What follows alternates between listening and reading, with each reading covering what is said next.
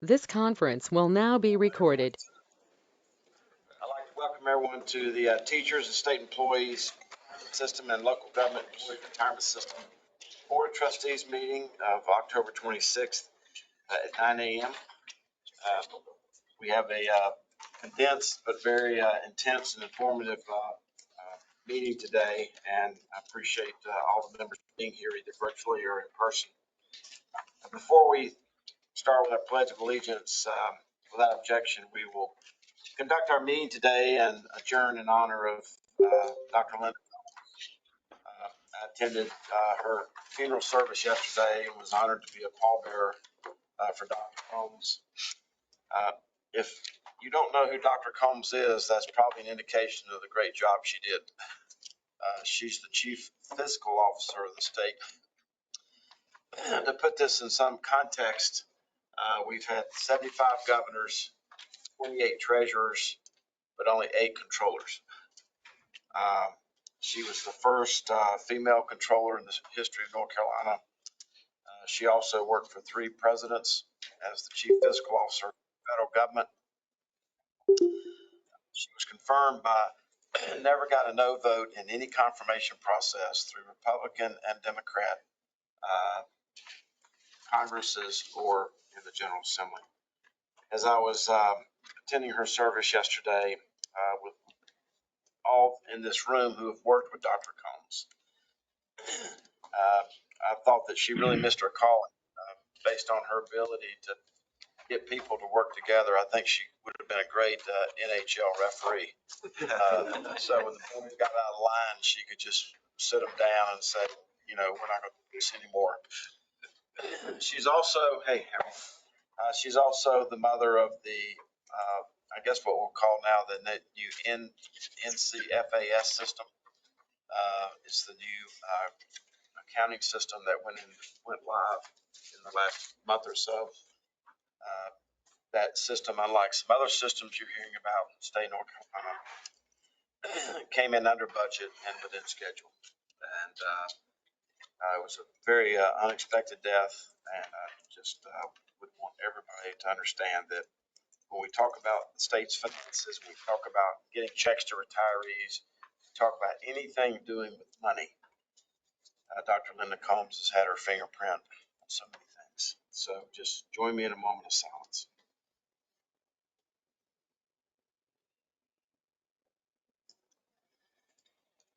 Thank you very much. And please stand and join Pledge of Allegiance, and then we'll salute to our North Carolina flag.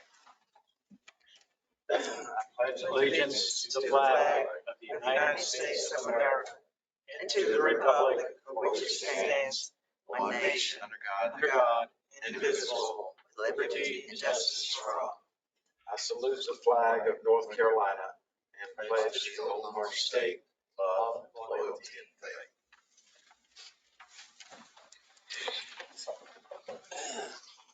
As we proceed through our meeting, if anybody wishes to make a public comment, please sign up for our public comment section. We will be recording this meeting, and the meeting itself and all board materials will be online. We ask that you mute your phone when not speaking. Those who are joining us remotely. Unless there's an objection, we'll consider any motion or second to a motion be considered as a yes vote. Hearing no objection, will be board members, if you have to leave the meeting at any time, please announce your departure as well as your return, since those have to be recorded in the meeting minutes. Likewise, please state your name before speaking, and finally, any text or other recorded communications between board members during the meeting, even on personal cell phones, are deemed to be public record to the extent they concern the meeting itself. We'll now do a roll call. This is the TSERS Board of Trustees. Dale Falwell. Here. Barbara Gibson. Here. Catherine Truitt. Attending Jeffrey Winstead. Here. John Evighausen. Here. Joshua Smith. Joshua Smith. I don't hear Joshua Smith. Lentz Brewer. Here, good morning. Morning, thank you. Margaret Reeder. Here. Oliver Holly. Good morning here. Good morning. Pat Hurley Here. and Vernon Gammon. Vernon Gammon's not attending. Right. And now the LGERS Board of Trustees. Dale Falwell. Here. Brenda Howerton. Brenda Howerton. I don't hear Brenda. Catherine Truitt. Attending. Clee Atkinson. Here. Thank you. Homer Dearman. Here. Thank you. Jeffrey Morse. Here. Kevin Gordon. Kevin Gordon's not attending. Lance Brewer. Here. Thank you. Melody Brady. Here. Melody Brady. Here. Thank you. Nancy Vaughn. Nancy Vaughn's not attending. Pat Hurley. Here. Tony Brown. Yep. Vernon Gammon. Yes. Thank you, members. Please take a moment to review the enclosed agenda. Does anyone have an actual potential or appearance of a conflict of interest regarding the matters that are before us? Hearing none, during our proceedings, if a actual potential or appearance of conflict of interest should appear during our meetings, I ask that you make the board and staff aware of that, and that we will pause so that you can recuse yourself regarding that matter. I'll now entertain a motion to approve the meeting minutes of July 27th, 2023. Do I have a motion from a state board member? Motion. Second. Motion is second. Any further discussion? Hearing none, the clerk will call the roll. Dale Falwell. Aye. Barbara Gibson. Aye. Jeffrey Winstead. Aye. Joshua Smith. Did not hear Joshua Smith. Lance Brewer. Aye. Oliver Holly. Oliver Holly. Trying to hit the unmute. Aye. Thank you. Pat Hurley. Aye. Thank you very much. Do I hear a like motion from the LGERS members? So moved. Atkinson, so moved. Lee, I'm gonna give you a second on that. That'll work, sir. Representative Hurley, second by Mr. Atkinson, Sheriff Atkinson. Any further discussion? Hearing none, the clerk will call the roll. Dale Falwell. Aye. Brenda Howerton. Still here, Brenda Howerton. Comer Dearman. Aye. Thank you. Jeffrey Morse. Aye. Lance Brewer. Aye. Melody Brady. Aye. Tony Brown. Thank you very much. Our next item is the adoption of resolution appreciation for the services of Kurt German, recognizing his outstanding service. Members, you have that resolution before you, as he's been a member of the Board of Trustees of the state local government system from February 2018 until August of 23. He's always been interested in advancing the retirement program for local government employees, and he's made valuable contributions to the work of the board through his service. And he has proved to be of the highest value in enactment of many improvements to our system through the years. And through his outstanding leadership, he's been a part of preserving and promoting a retirement system with maximum benefits consistent with sound funding for our systems. Therefore, it be resolved that the Board of Trustees express their deep appreciation and gratitude to Kurt German for his leadership and public service, and that this resolution will be delivered to him. Do I hear a motion to adopt this resolution? Mr. Chair, I make a motion to adopt the resolution recognizing the outstanding service of Mr. Dirk German. Thank you, John. Second. Second. Any further discussion?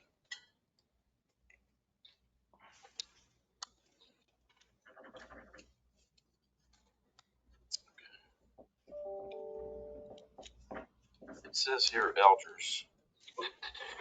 Correct. The agenda says a resolution from the state board, so sorry, I am paying attention. We'll get that correct. We'll get that correct. Which one are you correcting? It is teasers. Okay, all right, so we have a proper motion, that's all that matters. I have a motion from John Emmyhausen and Jeffrey Winstead. And a second. As amended, to correct that technical error. Yep. Okay. Motion second being made. Any further discussion? Hearing none, the clerk will call the roll. Dale Falwell, Aye. Barbara Gibson, Aye. Lance Brewer, Aye. Margaret Reeder, Aye. Oliver Holly, Aye. Pat Hurley. Aye. Thank you. Sorry, I thought I saw it, but I just wasn't connected with me. Okay, well, we're now to item number 6, Rick Lopez, to talk about our operations update.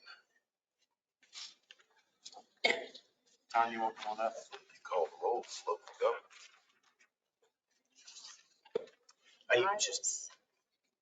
Sorry. It wasn't full because he called me. As corrected, it was for TSERS. Teasers, right. Call local, I believe. Dirk German was just on the teasers board. Right. And you didn't call the TSERS board. Roll, you called the local government. I believe.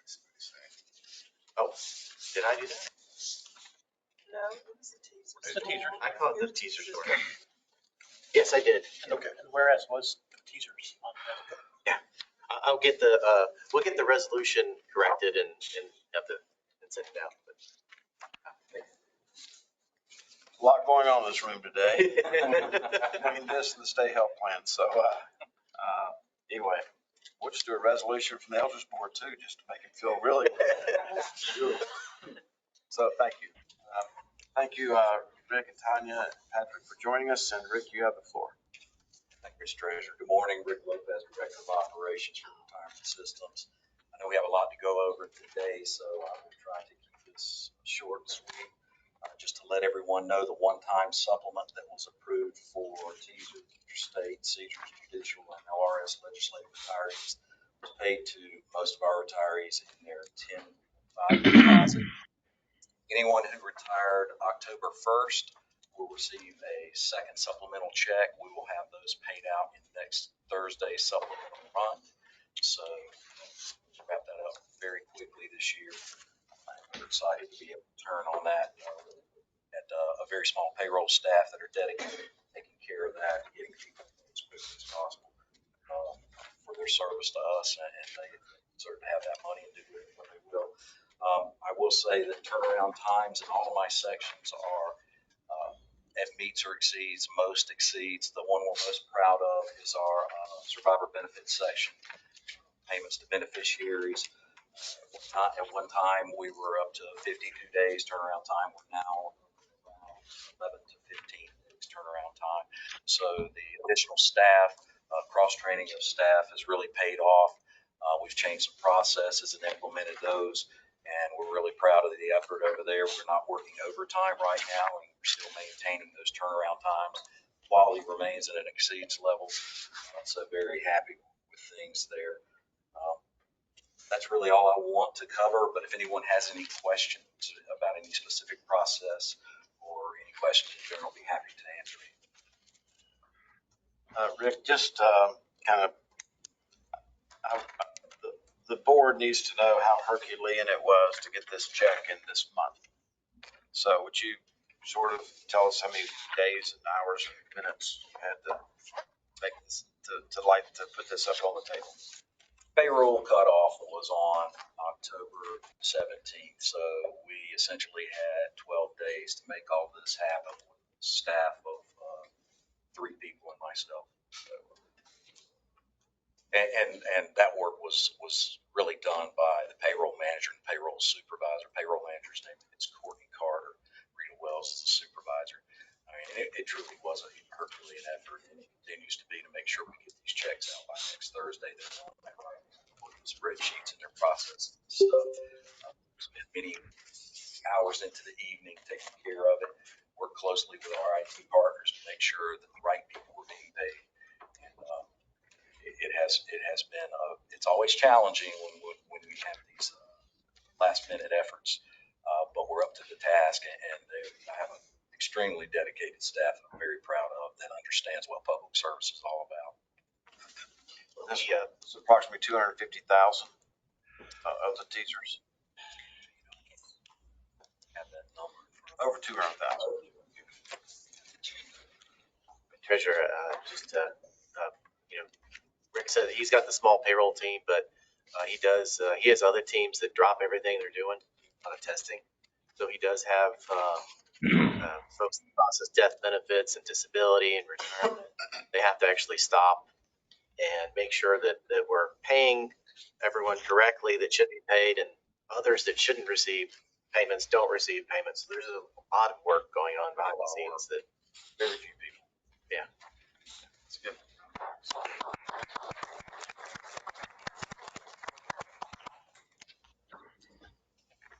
Yes. I have a question. You say you have a very small staff. Is it because of vacancies, or do you need additional staff? It's not because of vacancies. Okay, so you need additional staff in that area. I've actually dedicated two other team members to do training and payroll, but they're not to the level of that yet. And we have one we're hiring that's going to be working both the health component. We work with state health plan, and they're going to be trained in payroll as well, just so we can broaden our cross training so things happen. And in my time as treasurer, there's never been an occasion where Tom or his predecessor, Rick, Tanya, or their predecessor, Patrick, who have come to me or the HR director and asked for additional positions when we didn't approve them. But asking for them and getting them sometimes are two different things. So when we lose staff, what the treasurer's allowed for us to do is reallocate people and cross-train people. So we try to look at the numbers in other departments if we need to move a position over, because we feel like we have a handle on volume. It's further complicated by the timing of the General Assembly when they decide to do their work. Okay. Anything else, Rick? No, sir. Hi, good morning. I'm Tanya Bass, the Director of Member Services, and just as Rick said, I'm going to be brief about what's going on in member services. I'm just going to touch on the highlights. Because Rick team has been working very hard to redo their processes, that has made the ability to respond to the members in the call center quicker and get benefits paid faster. With these changes, it's aided with members calling to check the status for their application for retirement of benefits. So we've been able to see a decrease in our call volume. Continue to partner together with Rick to help reduce call volume and provide members with assistance outside of having to make contact to the call center to result with a answer. From last year, September to this year, we reduced our speed of answer by 55% from 4.5 minutes to just over 2 minutes. We are about completely staffed in the call center, which has been a long time coming. For years, we've been struggling with staff, but I can say right now we only have one open position in the call center. That is like something major for us, and we could see and feel the difference for the members as well as the staff. We just had payday yesterday combined with the one-time supplement, and we're still dealing with open enrollment. We received over 1,400 calls yesterday, and the longest hold time is 16 minutes. And for some, they say that's a long time, but I know last year this time or before, it could have been 30 to 40 minutes to an hour. So to us, that's still a big accomplishment. And our abandonment rate was only about 7%. So that's really good. When we changed our callback assist, people did utilize that, so no one is actually having to sit and wait. They get called back, just stand in the same position they were in the calls queue. and we assist them. So that's been great for us. As Rick said, we are also exceeding or meeting most of our metrics. And if the ones that we're not, it's because we had to reallocate resources to help in another section in regards to like our correspondence, if that got backlogged. But we are still doing a lot of progress going there. We are proud about answering the calls, but we also are proud about we do quality control. And quality control is done by our supervisors and our team leads as well as myself. We get together and listen to calls, we get feedback, and we do monitor our new staff closely. We do have a lot of new staff, and to make sure they're not a liability to the members, we are doing a lot of quality control, giving them feedback, showing them the general statutes, helping them to understand the why so they can better, assist the members. That is really the highlight that I have for us. We did have chat. Chat is moving quickly throughout the state because people is progressing every month. So people catching on with that and we're getting every month. So that's helped reduce our call volume as well. The emails are still coming in at the rate they were, but we are managing that as well. Education outreach section. So things are looking very well for them services right now. From the slides that you received, do you have any questions for me? Any questions? I was asking Tom, just any one of the three of you can answer this. This bonus that all the effort was put toward to get this month's paycheck was approximately how much? Not the percentage, but the amount. Mr. Treasurer, this is Patrick Kinlaw, for those listening, Director of Policy Planning and Compliance. The amount of the bonus for TSERS, judicial, and legislative retirees would have added up to, just doing a little bit of math in my head, but it would have added up to about 130.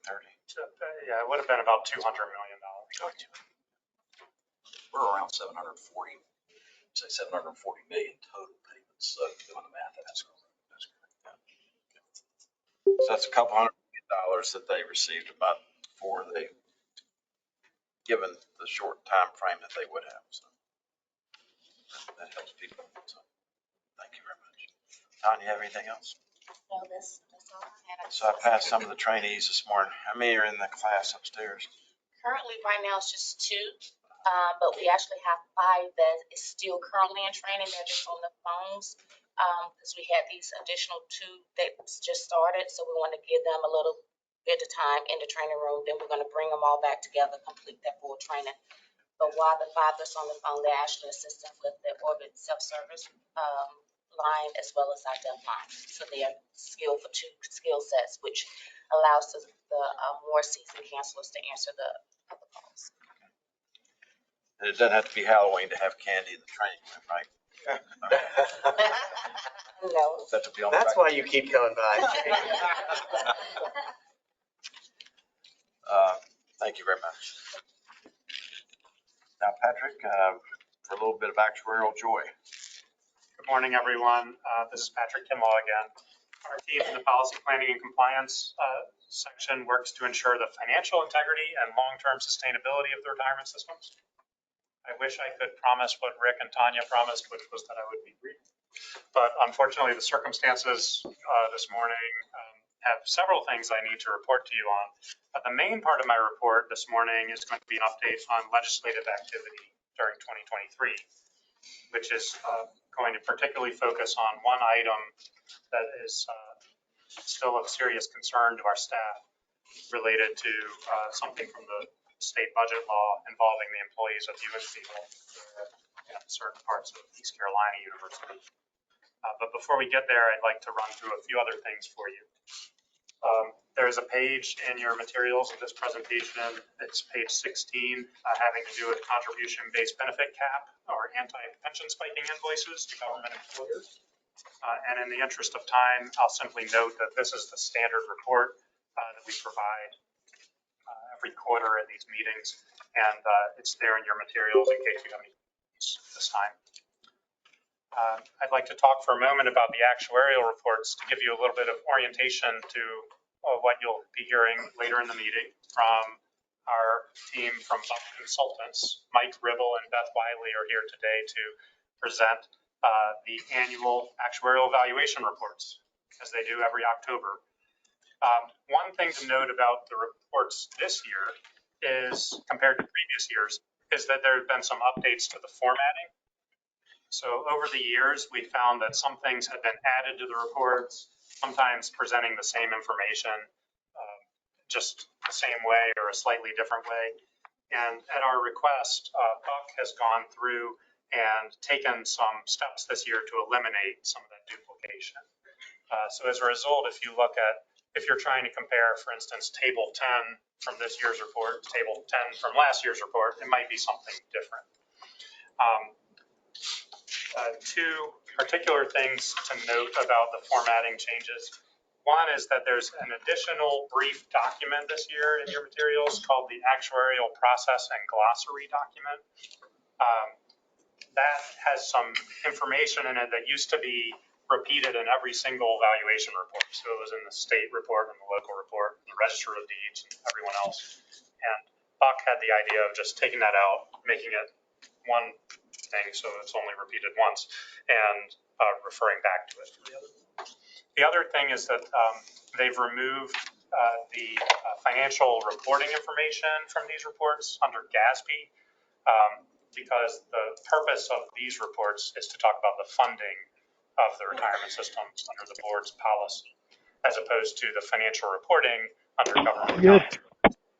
Buck does a different report on each of these every year for us on government accounting standards.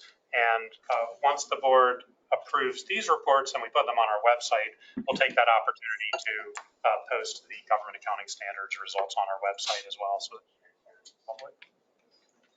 Are you through with the CBBC? For now, yes. Okay. All right. For now, you're coming back. No, I'm done. Unless you have questions about CBBC. No, just can you take 60 seconds to talk about the recent wins in the Court of Appeals? Sure. And we do have attorneys here. I'm not an attorney, but I can just say, briefly speaking, there have been two unanimous decisions from the Court of Appeals in recent months in the retirement system's favor, having to do with rulemaking processes that the board followed in setting the contribution-based benefit cap. Several school boards had filed litigation on various issues, one of them was the way that the TSERS and Court of Appeals in both of those cases. One of them involved Wilson County schools, one involved Harnett County schools. In both of those cases held that the retirement system adopted the rules appropriately. Thank you. And in the next meeting, you talk about how much you invoiced and how much you collected. But you haven't, next meeting, maybe tell us what the accounts receivable is. Okay. I think we have some governmental units in North Carolina that may owe us, if not tens of millions of dollars. And I think it's time, especially with these court cases, that we start to cinch that up. Because if they've been invoiced, we're having these rulings in the Court of Appeals. They can always appeal them to the Supreme Court, obviously. We're following the law. We have rules. We've invoiced them but not been paid. I think the board would like to know who's not paid us. Thank you. So back briefly on the actuarial evaluation reports, I think I described the major formatting changes that you'll see this year. I would just like to thank Buck from the perspective of staff. How's it going? Can you put your phone on mute, please? Thanks. For those on the phone. I'd like to thank Buck. This is their second year under their contract of doing this work for us. And the first year, they were very focused on have exams coming up. I'm pretty previous sure. actuaries results. Who was that? Who was that? You made it. Okay, thank you.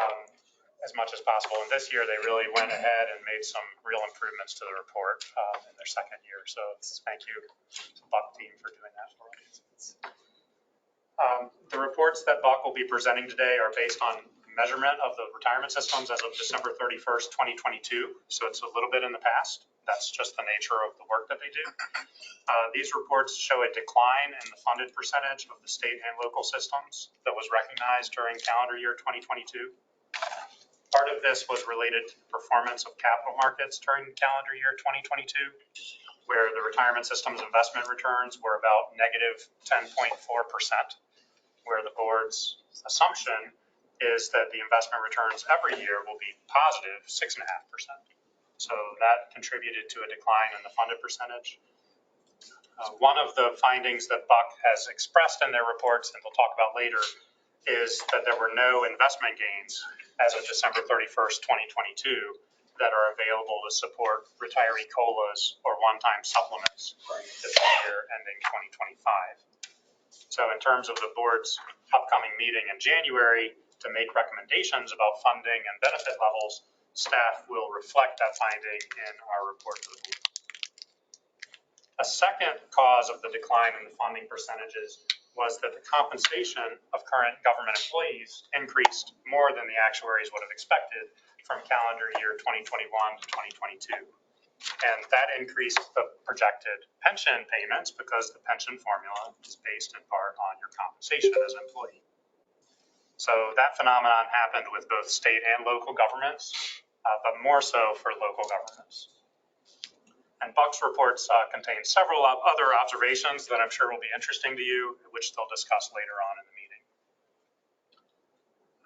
On the topic of administrative rules, you'll be hearing later today about a proposal to adopt the text for new administrative rules. I wanted to also mention that the administrative rules regarding new employers wanting to join the local system who are not taxing authorities was approved this quarter by the Rules Review Commission, and it is now effective in the North Carolina. A couple of notes regarding employers in our systems who are coming and going. You might recall that there were 11 employers in the local system who were set to withdraw from the system effective October 1st because they had an extended period of not having any employees who qualify for the system. And those employers were all notified of their withdrawal in September. On the state system side, there was one charter school that withdrew from the state system effective July 1st. That's the Invest Collegiate Charter of Davidson, also known as IC Transform. And their withdrawal was because their charter was not renewed following the last school year. They've been notified of the withdrawal liability that they owe to TSERS, which is about $1.5 million. But that amount has not yet been paid. The last thing I'd like to cover, as I alluded to at the beginning, is the update on legislative activity impacting the retirement system during 2023. There is an item in the appendix to today's meeting materials named 2023 Legislative Memo. And that's a summary that staff prepares every year detailing the legislation enacted during the year that we believe affects the retirement systems in some way. We'd be happy to answer any questions you might have about the entire memo, but for ease of reference, I wanted to note that there's an executive summary identifying 8 specific points that staff considered the most important. And just to highlight a few of those, because several of them we've talked about in previous meetings, I won't repeat today unless you have questions. But a few of those having to do with the state budget law that took effect since the last meeting. The agency's top priority every year is to advocate for full funding of all the retirement systems based on the board's recommendations, based on promised benefit levels, and the state budget law accomplished that this year. As we've talked about, the state budget law also provided the one-time supplement for state legislative and judicial retarees, not the local system. It pays fully for the cost of that supplement over a 1-year period. And the last thing I want to talk about is the very significant item that staff is quite concerned about involving employees of UNC Healthcare and certain parts of East Carolina University. This is a very consequential change that was part of the state budget law. Right now, all employees of the UNC system institutions have 2 retirement plans they can participate in. As part of the hiring process, they have to choose one or the other. One of them is TSERS, which we know well, and the other one is the Optional Retirement Program, or the ORP. Both TSERS and the ORP require the employee to contribute the exact same amount out of every paycheck while they're working, which is 6% of their compensation.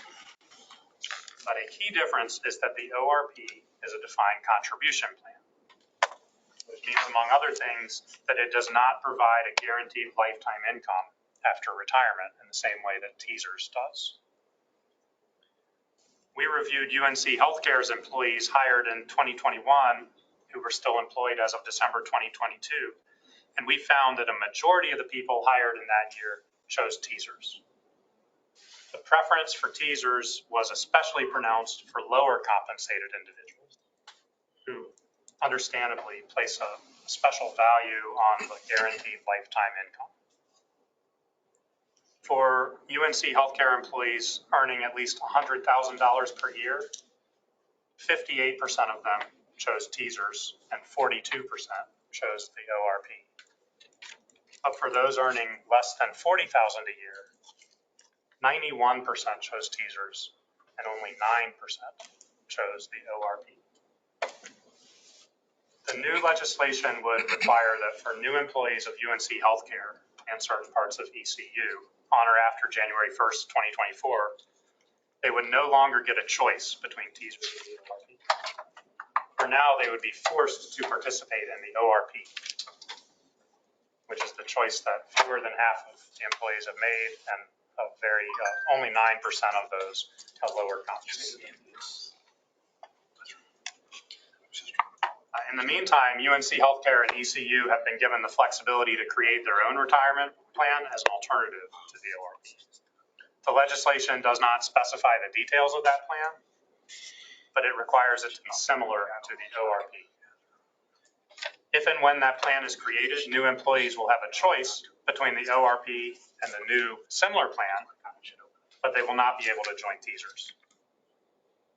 Anybody transferring employment from a different TSERS employer, like a state agency, to UNC Healthcare or these parts of ECU will not be able to join TSERS, and they won't be able to continue earning benefits under TSERS if they had them. As for current employees of UNC Healthcare and these parts of ECU who are already under TSERS, the new legislation provides they can continue to earn benefits under TSERS, but if the new similar plan is created, they're supposed to get a one-time opportunity to leave TSERS and go to that new similar plan. So in addition to concerns that we have about the effect this will have on employees, our division has serious concerns about the effect on the retirement systems. From the actuarial perspective, UNC Health's share of the unfunded liability of TSERS at the last measurement was $589 million. And that was assuming that they would stay in TSERS, continue to bear the investment risk of being part of TSERS. If UNC Healthcare stops paying contributions into TSERS for certain employees, to the degree they do that, the price tag associated with their unfunded liability may be greater than the $589 million. That is only for the retirement obligations under TSERS, and it does not even include the retiree healthcare obligations, which, although I don't work for the state health plan, I understand it's more than $1 billion associated with UNC Healthcare unfunded liability. There's also a set of concerns that we have having to do with federal tax law compliance. I should note for the second time this morning that I'm not an attorney, but I am describing concerns that are informed by guidance from our tax counsel. We're concerned that offering current employees a choice to leave TSERS for a different plan, depending on the details of that different plan, which is still not known, could cause TSERS to violate federal tax laws for tax-qualified retirement plans. We're also concerned about another area of flexibility that this law grants, which allows UNC Healthcare to engage in mergers or other transactions with non-governmental, non-profit corporations with fewer restrictions. And depending on the details of any such activity, it could cause UNC Healthcare not to be a governmental employer according to the IRS guidance that the IRS uses for retirement plans. So all of these create risk for tax qualification status of TSERS, and anything that threatens tax qualification of TSERS is a very serious matter because the consequences could apply not just to UNC Healthcare or ECU, but to the entire retirement system. Teachers, state employees, school systems, community colleges, state agencies, and the university system. And even though we're primarily talking about TSERS, I'll address the local board for a moment, that we would need to make sure in these situations to protect the local system, because the local and state systems have various connections to each other, like the ability of people to transfer service from one to the other, or they recognize each other's service for purposes of being eligible for benefit. So something that impacts the tax qualification status of the state system could also, if we're not careful, have implications for the local system as well. So because of the seriousness of this matter, Mr. Causey, the executive director of the retirement systems, sent a letter on October 11th to the CEO of UNC Health and the chancellor of ECU. And he also circulated that to other leaders of those organizations and the UNC system and the legislature. And this matter has already received some public attention. President Falwell issued a press release yesterday asking the boards to discuss it today. That concludes my remarks, unless there are questions. Thank you, Patrick. I'm sure we're going to have some questions about that. I just have a few currently. Regarding these numbers, hundreds of millions of dollars, billions of dollars, to me, it equates to somebody running up a bill in a restaurant, walking out, wanting everybody else to pay. And that everybody else is going to be paying that restaurant bill are community college students, DMV, and all the other members of this family that are still going to remain in this system. I don't sit on these boards, but it's obvious from what we've seen that they no longer have an interest in being associated with state government. This is a state-owned asset. And I'm not speaking to you just as board members, I'm speaking to you as taxpayers and citizens right now. Number two, when I was elected this position, I've constantly said to the stakeholder groups and anyone else who would listen that as long as I was the state treasurer of North Carolina, I'd figure out how to preserve, strengthen, and sustain this plan for this and the next generation of public service workers. When we have such a major system that's trying to divorce, this is a divorce from the teacher's plan and leave the bill for everyone else to pay, that's nothing more than socialism. Look it up. The thing that concerns me most about this is that I don't know what problem they're trying to solve. No one's been able to explain to me what problem they're trying to solve. No one has had the courage to talk about, yes, we presented this to the General Assembly for this particular reason. I've not seen a fiscal note on what this means and what it could mean. But the fact is this is an unfunded mandate. It's people running up a tab in a restaurant, and for reasons that nobody knows, they want to make this happen. And it's not just for the pension plan, but it's for the health plan. And he didn't even talk about the impact for law enforcement officers who work for UNC Health. They have a whole separate plan. It's a serious matter, and with all the serious matters that I've dealt with in this room in the last 7 years, can't think of one more serious than this. And it's time for people, when they hear these statistics and read these reports, it's not time for your eyes to be glazed over. It's time for you to get focused on what's really, really happening here. I'm even more concerned as we are constantly talking in this room about retirement readiness, whether it's among this board or the Supplemental Retirement Board, that 91% See, currently there is an option at UNC Healthcare. There's an option as to whether you want the ORP or you want the pension plan. That option exists. It's been existing for quite a long time. So I don't know what problem they're trying to solve.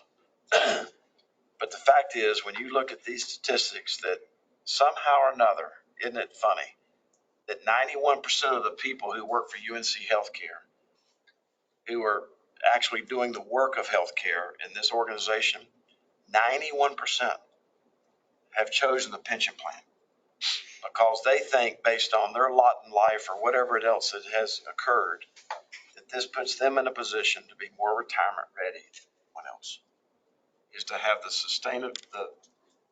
comfort and the reliability of having association with the defined benefit plan, which is the state pension plan. Fiscal note, wanting to divorce from state government, that's their decision. And what's even more ironic is that there was a law in place that would change the vesting period to be vested in our pension plan, this pension plan, after 10 years. It was 5 years. It changed to 10 years. And I've got a very good memory. And if my memory is correct, it was people at UNC who wanted it taken back to 5 years. And the reason all that was happening is that when you don't have a minimum retirement age, when people are retiring earlier than ever before, interest rates have been at a low until recently for the last 20 years. Treasurer Moore hit with a great 9/11. Treasurer Cow hitting with a great financial crisis. It's hard to be serious about making the comment, preserve, strengthen, and sustain this pension plan. So that vesting period was changed from 5 to 10 years to get vested in this pension plan, and then was brought back to 5 years at the request of UNC. So I'm not actually as passionate in speaking the way that I really want to speak about this topic, other than say that I'm going to open up for the board and tell you that this is serious business. I don't know what consultant recommended it. We have reached out over the legislative session, and they said there was nothing to discuss, to try to figure out what's right, get it right, and keep it right, and actually answer the tough questions about what problem are you trying to solve. Because sooner or later, if this stands, then there are going to be other state agencies who are going to try to do the exact same thing. And then you're going to have a system where we actually have more people not paying into this plan than are not. Today, there are less people paying into the plan than are not. And then people divorcing from the plan and not paying their bill, their tab. And you can see why this is the start of the collapse of the pension and retirement system as y'all have all come to know it. And I don't say that emotionally, and I sure don't say it politically, but I do say it mathematically. Especially when you look at how this is going to impact low and fixed income people. There's a reason for doing this, and I think it has something to do with the higher compensated people who work for these institutions. And I will tell you, with every ounce of energy that I have, that we're going to get to the bottom of this. But I'd really like to hear the board members comment on what you've just heard. And I'm also going to ask for someone to make a motion to give us the latitude to draft a proclamation supporting how this board feels about this topic. And then, of course, before that's voted on, we will circulate that to all the board members. So I'll open the floor up. Yes. You've identified the problem. What's the answer? What's the strategy going forward? For us or them? Yes, for us. Well, Patrick, let me ask you a question. You informed the board a moment ago about a charter school that is no longer a charter school. and therefore they're having to exit the system.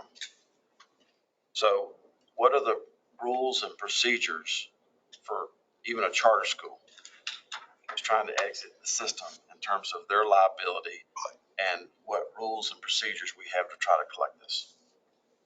So for any employee institution under TSERS who withdraws from TSERS, and historically that's been charter schools, but it could, the statute that I'm talking about applies to any employer. First of all, their employees stop earning benefits under TSERS.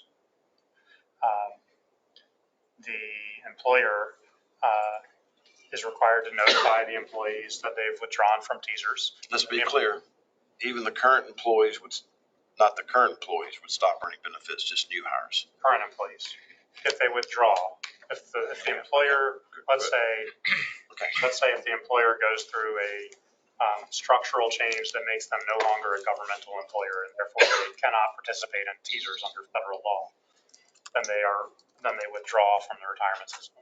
Their employees stop earning benefits, even the current employees. They stop earning benefits under TSERS. And the employer would What be about their current retirees?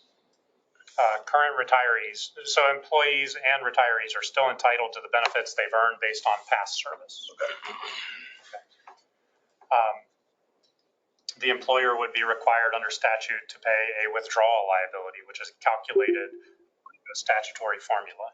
And it's hard to predict exactly what that amount would be for an organization the size of UNC Health. We've never had a situation like that before. But for much smaller organizations, we typically find that it's multiple years worth of payroll.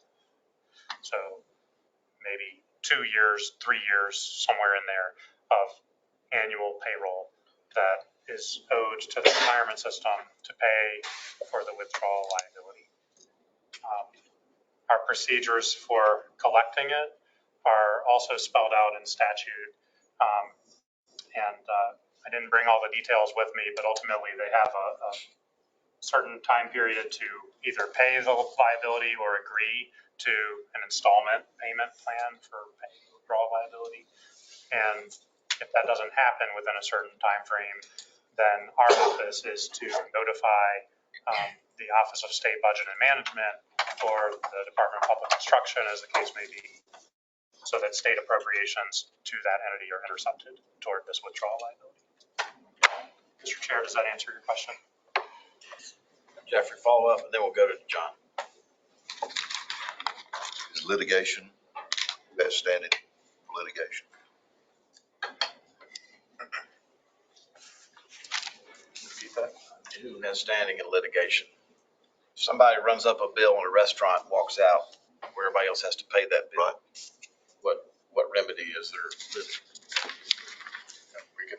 We have to follow the law. We can file civil actions, we can do offsets. There's different things that we can do, but typically when, a company is no longer a TSERS employer, goes out of business, there's an issue with can't get blood from a stone. So that's where it comes into play, that there may be a withdrawal liability, but it may never be able to be collected on, even with filing a lawsuit and following law. Clarification, this was done in the General Assembly in the budget bill.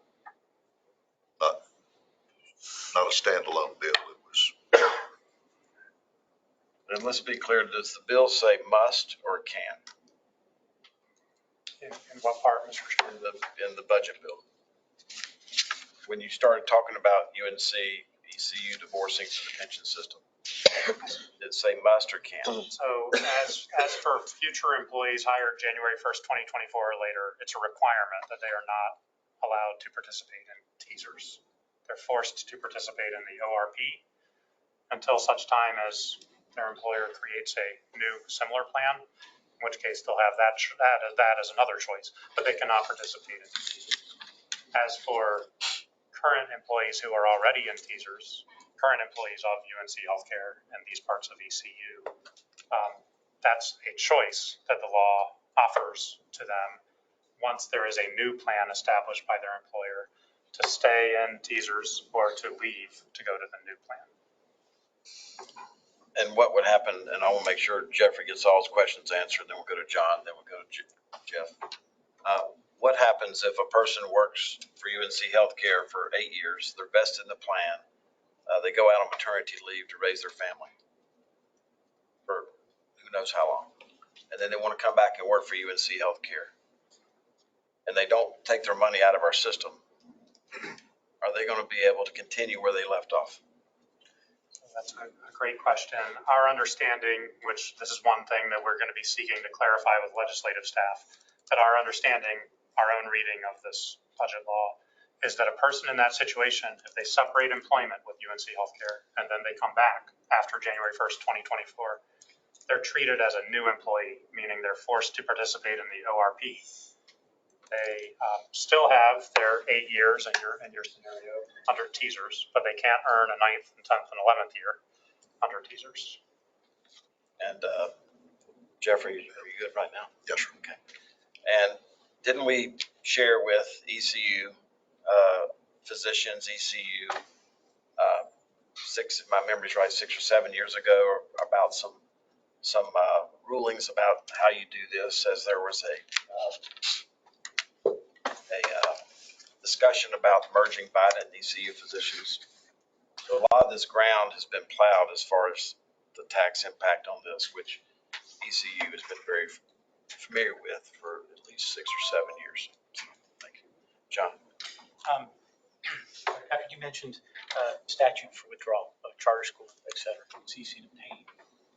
Are we in a gray area? Because if we have they're not ceasing, they'll still have employees participating in TSERS. So unlike a complete cutoff of the program withdrawal, we have an agency that's somewhat state with TSERS and going to the new plan for all new hires.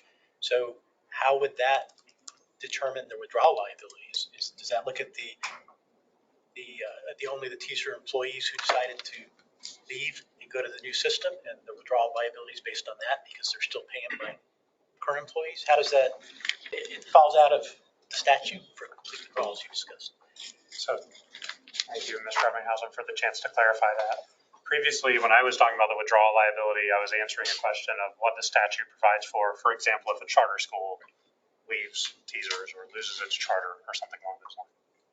The same statute is written so that it applies to any employer under TSERS who goes through a change in their organizational structure or something of that nature, such that they're no longer allowed to participate in TSERS under federal law. Now, I am not saying, in answering that question before, I was not meaning to say that that is what has already happened with this budget law. But we do have a fear that it could happen with the latitude that the budget law provides UNC Healthcare to engage in additional mergers and transactions with non-governmental entities. Follow up, John? Margaret, I'm going to go to Jeff to come back to you because he has his hand up. Thank you. Two observations, well, question two, when you initially started presenting this, all I picked up on was we have a tremendous financial liability should this occur over the years. And I'm sure it's going to impact the local government. As you indicated, there could be some connections to local government. I'm just having a little difficulty trying to understand the magnitude of this movement happened in this particular General Assembly, and it probably started in January and moved forward through October. We never heard about anything like this. We never heard, at least as a board or in the public, the impact or the movement going toward divorcing from the state retirement system, UNC in East Carolina.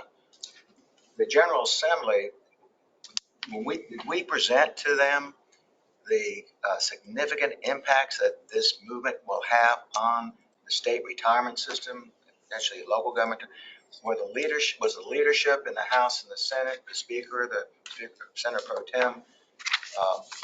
I'm sure there was a strong lobbyist that worked with UNC and others to get this through and making contacts with the legislative people.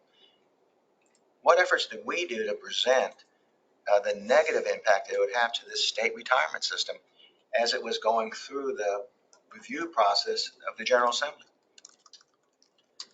I'd like to call on Sam Watts and David Vanderwide, who works for the General Assembly, to answer your question. Thank you. And another I'm not question. being critical of our staff. I'm just curious as a layperson, how something this magnitude can get through, being in the headlines in the News and Observer and the Morganton News Herald. And Jeff, I haven't seen who has signed up for public comment. So maybe there's people here from UNC that are going to present and talk about this. But the other question I have after what you just asked is, are the employees aware of this? One last point before that we hear this. I've learned over the last 35 years dealing with the General Assembly, even though this might have gone through this session, there's a short session coming up, and you talked about what's our movement forward. I think if more members of the General Assembly had an idea of the impact that this legislation is going to have on the state retirement system for teachers, employees, et cetera, across the board, maybe there could be some technical changes done in the short session coming up, because the full impact of what the actions this session had is probably not known by all the participants, such as the employees, and a tremendous lobbying effort from the state retirement system, not your, but everyone, can maybe shed some light to some of our members of the General Assembly who are not even aware of the potential impact it's going to have on this institution. And I will say in a very inelegant way, typically people in our society who make less than $40,000 a year don't have a say in our society. They don't have lobbyists. Sam Watts, Legislative Liaison, Department of State Treasurer. Speak up a little bit, Sam. Sam Watts, Legislative Liaison for the Department of State Treasurer and Executive Director of the State Health Plan, double duty during this session. We did provide analyses from the retirement systems actuary and from the state health plan's actuary, because it's not only a retirement system, it's used to health plan issue that board this afternoon will hear about the $1 billion impact on us as well.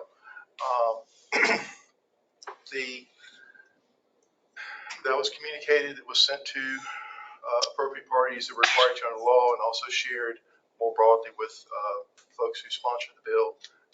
It was originally introduced as a Senate bill, went through a Senate committee. I went to the Senate committee meeting to represent our views. I asked, do you want me to raise hell now? Or do you want me to, and point out technical problems, or do you want me to do that later? So we prefer you not say anything right now. Who was the main sponsor for this bill? The Senate bill was sponsored by Senator Heiss. But I'm unaware of whether he was carrying it, as a person, as something he was asking for, whether it was something that was from a larger group. It was, Senator Heiss was the sponsor of the bill and the chair of the Appropriations Committee. The bill went to the House. We raised our concerns in the House, and the bill did not get a hearing. It was not heard at all. But then, so it kind of came up quickly, went away. I talked to Senator Heiss, and he was I said, if this happens, we need to work on some technical issues with you. Can we have a chance to talk with you about this if this is going to proceed? Also talked to some folks at UNC Healthcare and said, there's some technical problems here. Before you guys go forward on this, you really need to work with us. Never heard anything back after it was a one-on-one conversation in person at the committee meeting. And so we never heard boo until the state budget was enacted, had the provision in it after all of that. So, but I wasn't kidding about said, do you want me to raise hell now or later? Thank you. Did it not go through a committee hearing in the House? Did not. The only committee hearing in the House it went through was when it was in the conference report of the budget. So it had been to conference report, it had been to pensions. It didn't. There was no committee hearing. Was any conversation had with Representative Sain, the Appropriations House Chair? I don't recall any direct conversations with Representative Sain. It wasn't something that's typically in his bailiwick. Thank you, Sam. David? David Vanderwide from the Fiscal Research Division of the General Assembly. I don't really have anything to add to that. The actuarial analysis discussing the impact on both the retirement system and the health plan was posted on our website and available to the members of the committee, both the Senate committee that heard the bill and when the Senate budget went through the appropriate pension and appropriations committees in that process. David, this analysis that you're referring to, was the amount similar to what that our board's been told today? The health plan analysis did have the unfunded OPEB liability. I'm pretty sure the pension analysis did not have the $589 million. It had an estimate of the potential impact on the annual contribution by the other agencies still participating. Follow up. So is there any dispute that we're talking, you made hundreds of millions of dollars as far as the pension? I haven't reviewed the $589 million number. That doesn't surprise me. Okay. Since that doesn't surprise you, was there anything in the budget to pay for us for that? No. Okay. And thank you. I may have another question going forward. Margaret? Oh, sorry. Jeff, you too. You come back. I'll come back. Okay, thanks. Margaret. In your press release, you mentioned about back taxes to us. Can you elaborate on that and what impact it will have on our members that are on disability? Yes, Ms. Reeder. So the discussion, I believe, in the press release was on the topic of the risk of the IRS finding that the tax qualification of status of TSERS was jeopardized. So TSERS enjoys, as well as the local system and other retirement systems here, enjoys a tax preferred treatment. And maybe the most visible, obvious way that people in TSERS benefit from the tax preferences is that when we all contribute 6% of our pay into these retirement systems, that 6% of our pay is not taxed as income in the year that we receive it and put it in the retirement plan. And the risk, nobody knows really exactly what the IRS would do if they found that TSERS violated federal tax law. But certainly one threat is that they would find that since this was not a tax qualified plan, that the benefits, the contribution amounts that people put in the system over the years should have been taxed. And that's the reference to the back taxes, I believe you were seeing in the press release. So if UNC Healthcare divorced TSERS, is that the point that we may not be under federal guideline? Thanks for that question. There's two areas that our federal tax council has identified that could really, at least these two, that could cause problems with the federal tax qualification rule. One of them is the idea of giving people who are in TSERS right now a choice to go to a new plan that hasn't been set up yet, but once it is set up, giving them the choice to leave TSERS and go into a new plan instead. If that isn't executed in the right way and the details of the new plan are not exactly the way they need to be, then offering people that choice would, we understand, be a violation of IRS rules that prohibit what are called impermissible cash or deferred arrangements, CODA. That's one thing. The second concern that's been raised is if UNC Healthcare, because this part of the budget law that I'm about to talk about pertains only to UNC Healthcare, not ECU.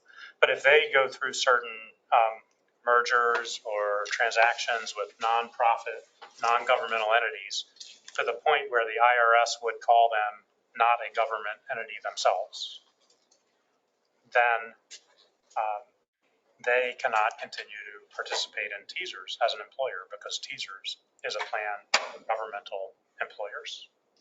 So That is another way that, you know, if UNC Healthcare in that situation continued to participate in TSERS as an employer, that could cause us to have federal tax qualification issues. Margaret, Sam's going to say something, then we'll come right back to you. Ms. Reader, thank you for referencing the disability question, because I think we're going to discuss that a little more this afternoon, but that's one place where this intersects both the retirement system and the state health plan. And I certainly hope that what I'm about to tell you was not intentional in the law, but it is in the statute as currently enacted, and so it's an issue we need to raise. If UNC puts someone on their new health plan, because they have the option to a new retirement plan and a new health plan, put someone in the new health plan who then becomes disabled because they're covered under the state short-term disability program, which you guys will go evaluation on later, disability income plan, DIPNIC. They go under short-term disability and they're in this new health plan, they will be required by the statute to come out of their new health plan, which hypothetically would be a richer plan than the state health plan, is what they have said, animated the folks. They would come out of that richer plan, be put in the state health plan. If that's in the middle of the year, they would have to restart their out-of-pocket tabulation while disabled. And then if they return to work as a result of, after a short-term disability period, they would have to be put back on, taken off the state health plan and put back on this other plan that they've opted for. Well, that was part of my question, the difference between short-term and long-term, because usually with long-term, you're on long-term until you're eligible for full retirement. So what would happen to those individuals that are on long-term disability also? Would they be forced to come out of TSERS? On long-term disability, they would be, so to get to participate in the disability income plan, you guys can clean up if I'm angled this, you either can be in TSERS or in the ORP. You still participate in the disability income plan. You first go on short-term before you go on long-term in most situations, almost all. And if the person gets to long-term, they effectively are moved into the retirement system group as we think of it, and they would still retain coverage under the state health plan. But backing up to the portion where they've left the short-term on the state health plan, I'd also say that's the most expensive, typically the most expensive medical claims someone's going to have as an employee is at the point they're disabled. Thank you. Other questions, Margaret? Or do you have another? Excuse me. Representative Hurley, and then we'll go back to Jeff if he has a follow-up, or anybody else. Thank you, Mr. Chairman. Pat Hurley.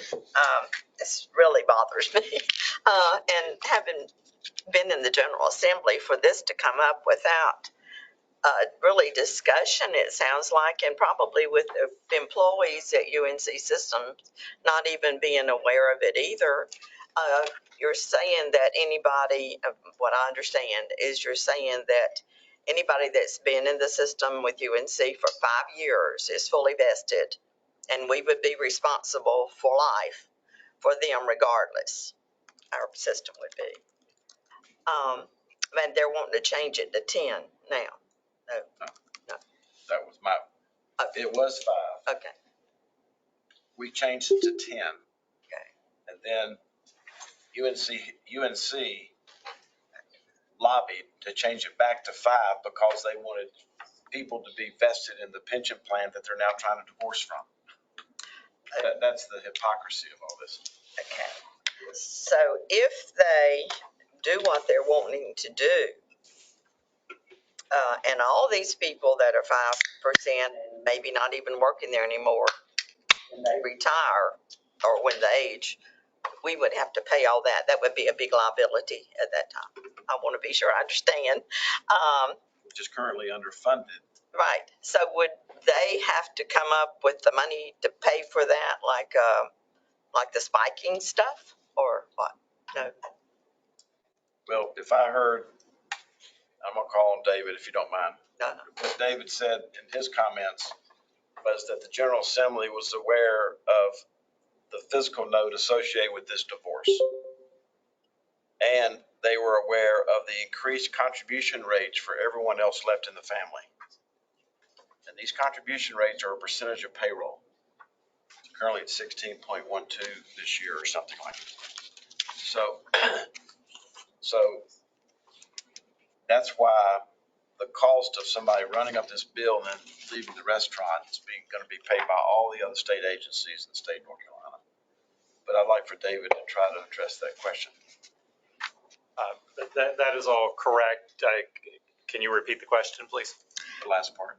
Okay, I was just wondering if UNC would have to pay that difference if they're not going to be putting any more in, like they've already retired and they're going to, when they do retire, they'll get the money. And they would not be responsible for paying anything anymore. That was it. It was to be our responsibility, the state retirement plan to pay all that. So somebody has 5 years in the system. They go away from state government for 25 years. Now they're 65 years old and they want to collect out of the system. That's sort of the little bit of the scenario. Go ahead.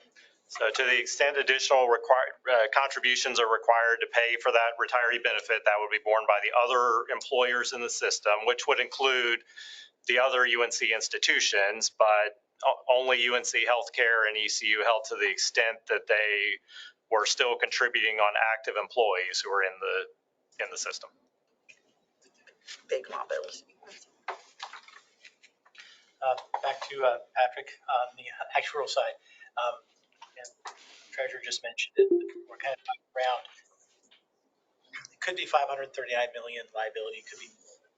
The reality is, what I'd like to see, not today, don't expect the answer now, but sometime, maybe in an email later, is right now the TSERS General is looking at a 16.78% contribution from the employer. Okay. If this goes through and the liability is assumed by the pension plan, as we start looking at that percentage in the future from the employer, what does that go up to? Does that go up to, are we moving from 16.78 to 17? Or are we moving from 16.78 to 20? What does it look like for the rest of employers? Because we're already at the point where when we look at the healthcare, disability, and everything, we're looking at the TSERS General already being 20% of payroll. LGERS is much higher at 29%. So how much payroll are we talking? So Mr. Ebbinghausen, on the actuarial analysis that Buck performed related to Senate Bill 743, which only related to UNC Healthcare, they estimated hypothetically if all of the UNC Healthcare employees of teachers elected to leave TSERS, it's going to be an individual decision under this law, and all of them will not choose to leave TSERS. We don't know how many will. But if they did, they estimated that the increased employer contribution rate on everybody else in the system would be 0.34 of a pay, which is between $50 and $100 million a year. And my attitude is if it's a penny, if it's 1 basis point, right, what's right is right, wrong is wrong. And running up a bill in a restaurant and then walking out and making everybody else pay for your bill is wrong. A lot of unknowns. You mentioned that there might be some people in the audience from UNC or whatever. I know we're scheduled to hear public comments at the end of the meeting, but because this issue is so important and it's fresh on our minds, would it be possible if anyone's here UNC to find out why they are doing this, what rationale is behind it? Would this be an appropriate time to hear from them? Is there anyone here from UNC Healthcare? That takes care of that question. Last thing I want to mention, I think Jeff made probably the most important inquiry is what is our strategy going forward? I think that's the most important thing I've heard thus far. And I'm going to suggest that this board creates a working group and we develop a strategy to address this in the short session see if we can get technical changes, see if we can educate the members of the General Assembly, all of the members of the General Assembly, alert all the employees that are going to be affected, do a public relations campaign, and just go up, get all barrels of the shotgun loaded and blast this information, public relations effort, and maybe see if we can have an impact during a short session. As a former member of the General Assembly, would you agree? Do you think that's a good strategy? Absolutely. And would there be a penalty? I mean, there should be a penalty. Anybody wanting to get out with situation is at what they're doing. Could we even ask the speaker and the president pro tem to speak to us? Sure. So, David, what's the effective date of this law as it's currently on the books? Essentially January 1, 2024, as Sam mentioned, that's when new hires after that date are not in TSERS. Before the short session convenes. And David, I know we're in a different meeting, different hat, but what's the effective date for all the UNC healthcare employees to be on a different health plan?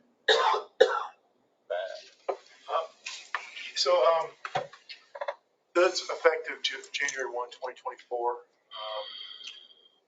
We're not, we don't have any reasonable belief that they're have anything that's in the hopper for January 1 on the new health plan. Although we have some indications that they're looking at it for July 1 of 2024. Of 2024. Okay. And that would be to provide the employees a choice. But when you provide a choice, sometimes the you sort of push one over the other is part of the concern there. Now, I will say one piece I think just needs to be added on the effective date. The point at which we're receiving less money into the retiree health benefit trust fund would be the point they open the new retirement system and put a new employee in that system. Because at the point they do that, that's the first time that we're not receiving the 7% of pay that goes in to pay for the retiree benefit. Okay. And Jeff, that's a great suggestion. I will take that suggestion as far as a working group. You can see me after the meeting, or you can email me if you're interested in being on that working group. I feel like I'd let the board down today. As serious as this is, I should have asked Dr. Wesley Burks to be in this audience. I should have asked Dr. Guskowitz, the Chancellor of the University System, to be in this audience. I should have notified all the members of the Board of Trustees of UNC Healthcare and the Board of Trustees of UNC Health and Mr. Peter Hans, the President of the University System, because this didn't just jump up on the table by itself. Somewhere there's puppets or puppeteers that are pulling the strings on all this. And sometimes people tire of my examples, but I used to run the unemployment system.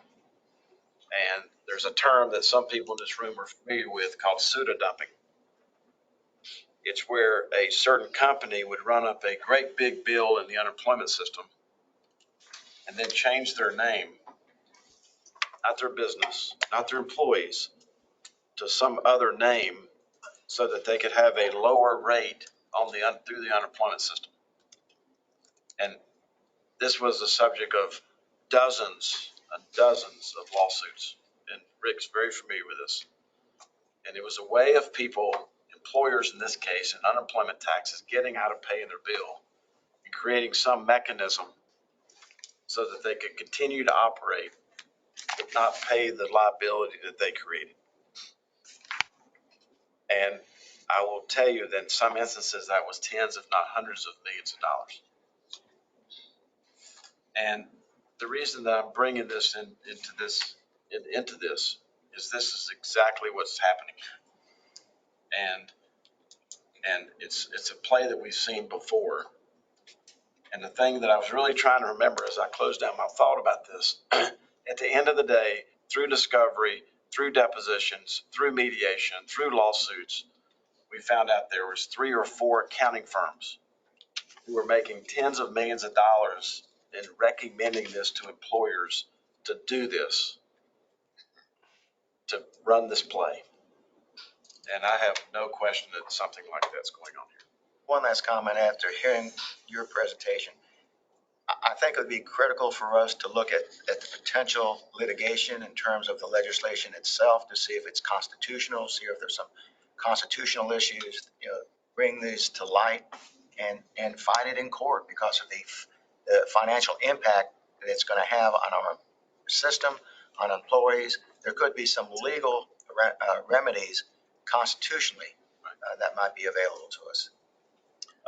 We will be doing that, and thank you with the honor of my quote presentation.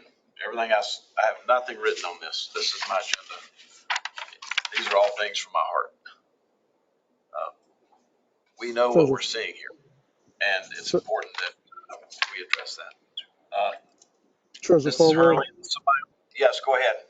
Oh, this is Oliver Holling. I'm glad that you made the point that you just made because the whole time I was listening, I know we're talking about ECU health and UNC health, but I do believe that the right play is to bring the UNC system president and the community college in, as you've been saying, that this is going to pass the buck down to the other universities and other providers as well. And as someone said earlier about if this is allowed to happen, what else is going to come? So I think the conversation of us looking at it financially, what it is going to be as an impact in our communication, also communicating to those entities as well, can kind of quell any other effort of any other university system or health system that may be trying this.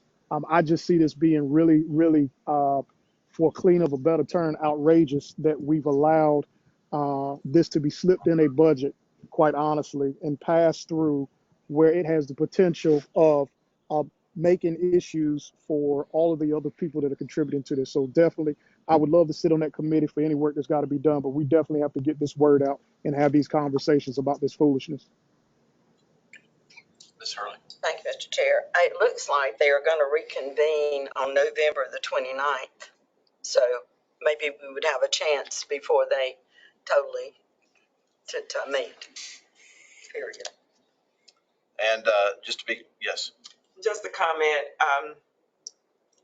Jeff said, we need to let people know that don't know, because I'm sure that quite a few of the workers are not aware of the impact that this is going to have on their life. And you said getting a work group together, and you know that Scenic has always been very supportive of issues. So I know that Scenic will be ready to be at the table to support and to push that public message. I keep hearing this song in my head, this means war. That it's time for us to go against and fight for what, we always fight, but this is very important to me. I just can't even imagine this happening and people not knowing about it. Thank you. And what strikes me as I close this, unless someone else has something to say, is that this is the question of what problem they're trying to solve has still not been answered. And going back to your point, Mrs. Reeder, is this is completely avoidable. People currently have a choice. Today, they have a choice between ORP. Anybody who's hired there today has a choice between ORP and the TSERS system. So I'm not sure what problem it is they're trying to solve. But I think it's really important to understand these statistics that were given to us. 91% of the people who work for these entities who make less than $40,000 are taking advantage of the safety and security and the soundness of participating in one of the strongest, best funded pension plans in the United States. And they're voting, that's how they voted. And I have seen no evidence that anyone at UNC, I've seen no evidence that anyone at UNC Healthcare has any idea that this is happening between now and the end of the year. So, thank you. All right, I'm told that there are people from UNC Healthcare that are joining us by phone. I asked for anybody in this room who's connected as a lobbyist or as an employee of UNC Healthcare, and no one said anything. So with that, I don't know where we are on the agenda, but we got to keep rolling. Barbara, do you have anything?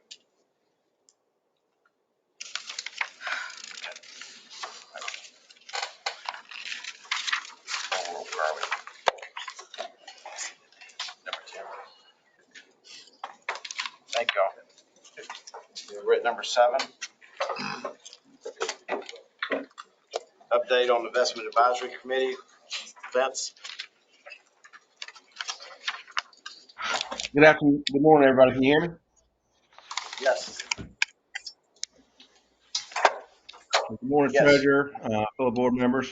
The IAC met most recently on August 23rd to review the second quarter performance 2023 of investments making up the state's retirement system. At the end of second quarter 2023, the retirement system's value ended at roughly $115 billion, up year over year from $111 billion, a return of roughly 5.25%. Looking at the retirement system's investment performance compared to the benchmarks established by our peers, the 1-year period performance of 5.28% lagged behind our implementation and long-term policy benchmarks at 6.5% and 7.08% respectively. 3-year comparison closed that gap with our performance of 5.17% versus a implementation benchmark of 5.85 and a long-term benchmark of 4.67. The lag can largely be contributed to our system's more risk-averse allocation model. At the end of quarter 2, the asset allocation was largely unchanged from quarter 1, with the system being overweighted towards rates and liquidity, roughly $5 billion, underweighted towards public and private equity, roughly the same amount. And Treasurer, with our understanding that we're on a tight timeline today, that will conclude my remarks. I'd be glad to open up the floor for any questions. Thank you, Lance. Any questions? Hearing none, I will tell you what you already know, that since our last IAC meeting, that there's been a dramatic decline in valuation of public markets. We own billions of dollars worth of real estate in this pension plan. You're reading reports every day about people turning in the keys on very major properties that were constructed that cost $250 million to construct, and people are selling them for $60 million as far as office space is concerned. Even some that you probably be hearing about, not associated with our pension plan, but in this very town. One going at auction on Federal Street now. Which one? I believe it's 227 or 527. It's on Federal Street. It's the old Wells Fargo building. Wachovia Yeah. office space. Yeah. They turned the keys back over to the mortgage company. It was not foreclosed. Right. But about a third of the valuation is starting bid. So continue to face pressures associated with higher interest rates and federal government's incompetence and their inability to even operate, as evidenced by not having a Speaker of the House for about 3 weeks. So, okay, thank you, Lance, very much. Okay. Now we're on to a lot of actuarial joy. Our folks who are joining us today are going to do the best job they can to get us through this. Everything they say is valuable and important. A lot of what they say is semi-duplicative with the other systems they will talk about. So they're going to lay a great framework for us, and we appreciate you being here. Yeah, thank you. Morning, Treasurer Falwell, Board of Trustees. Thanks for having us today. I'm Mike Ribble with Bug. This is Beth Wiley. We're here today to present the snapshot valuation at December 31st, 2022, as Patrick mentioned. We'll highlight changes from the prior valuation and then kind of give a preview to January for the upcoming board. The valuations being a snapshot, we did reflect, as Patrick mentioned, the minus 10.4% in our market value for the year. We smoothed that over 5 years for actuarial value. As such, we have a growing unfunded liability of 11.1 billion for TSERS and 4.4 billion for LGERS. And so those board options that we talk about for TSERS and LGERS will be limited, as well as some of the other products. The reports that do not include the investment return for 2023, understanding through October 20th, year-to-date investment returns are sitting at 1.4%. So if that ends up being the full return for the year compared to what our assumed long-term rate of return is of 6.5%, that's a loss on market value of about 5%. So that's $4 billion more in unfunded liabilities for TSERS, about 1.5 for LGERS.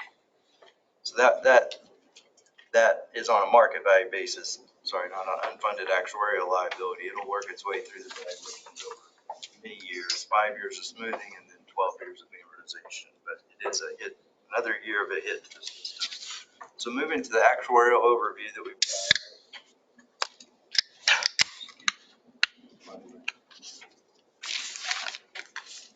It's going to be brief, but I can't find them.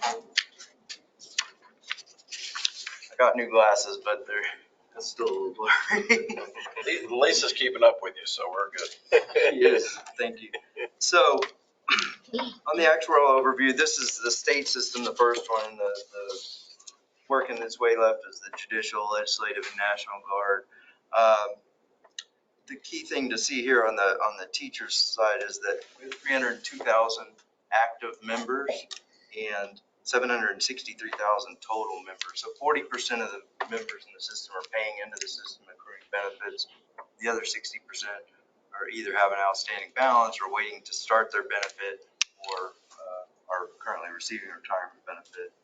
The other thing to say is out of that 760,000, that represents 98% of the total population in the state system. Same is true for the assets and liabilities of the system. They represent about 98%. So we spend a little bit more time on the TSERS system, then we'll just highlight key changes on the other systems. In the middle section, the key results of the valuation, the minus 10.4% dropped our market value of assets from 88 billion to 77 billion. On actuarial valuation, we actually increased a little, 83 to 85, because we were bringing in some of the older gains. But the difference between the 85 billion that we're holding up on actuarial value and the 77 billion is $8 billion that we're going to be bringing in over the next 4 valuations. Plus any loss from 2023 will increase that as well. The liabilities were 92 billion last year. They're up as well to 97 billion, and Beth will get into that a little bit. A lot of that is from salary increases that Patrick mentioned, higher than our assumed. So that leaves us with the increase of last year's $9 billion deficit to $11 billion liability or the pension debt. On a health of the system, the measurement of actuarial liabilities divided by those smoothed assets is 88%. Last year it was 90%. Bottom part, the top half of the bottom part, these are the contributions needed for the state or in dollar amounts, but we kind of tend to focus on the percent of payrolls at the bottom. The end result from the board's policy was an ECRIS rate of 16.79%. That was derived from last year's rate was 17.64%, but included the 1.2% needed to pay the 4% supplement. So we subtract that out. And then the board's policy is to increase 0.35% per year to get to the 16.79%. And as a floor, we look at the actuarial determined contribution that we put in. It's the number right above it, 14.7%. And since it's lower than the ECRIS rate of 16.7, we still continue on that path of basically 35 basis points per year. Flipping to the local side, quick overview of that. Same thing is true on the local side. We have the firefighters and the register of deeds as well. But the local system is 98% of the assets and liabilities of the system. And same within the minus 10.4% drop to the market value from 33 to 30. And the actuarial value would actually went up from 32 to 32.7. So we have about $3 billion in deferred losses in the next 4 years. Liabilities were up a couple $2 billion mainly due to the pay increases were significantly higher than we had assumed in our valuations through experience studies, which are long-term assumptions, but 2022 saw a lot of pay increases. So unfunded liabilities of this system increased from 3 billion to 4.4 billion. And the funded status of the system on an actuarial basis dropped from 90.7 to 88.2. And then lastly, on the contributions of the percent of payroll, the ECRIS policy, due to the payroll, we thought we might get a little break from the 0.7%, 5% increase every year, but the payroll increases eliminated that. So last year we had 12.85% for general employees. It went up 0.75% to 13.6%. And correspondingly, the policy is that law enforcement should go up 14.1 to 15.1. So that total increase of 0.75% and 1% for law enforcement is represents about $65 million or $70 million now with the payroll increases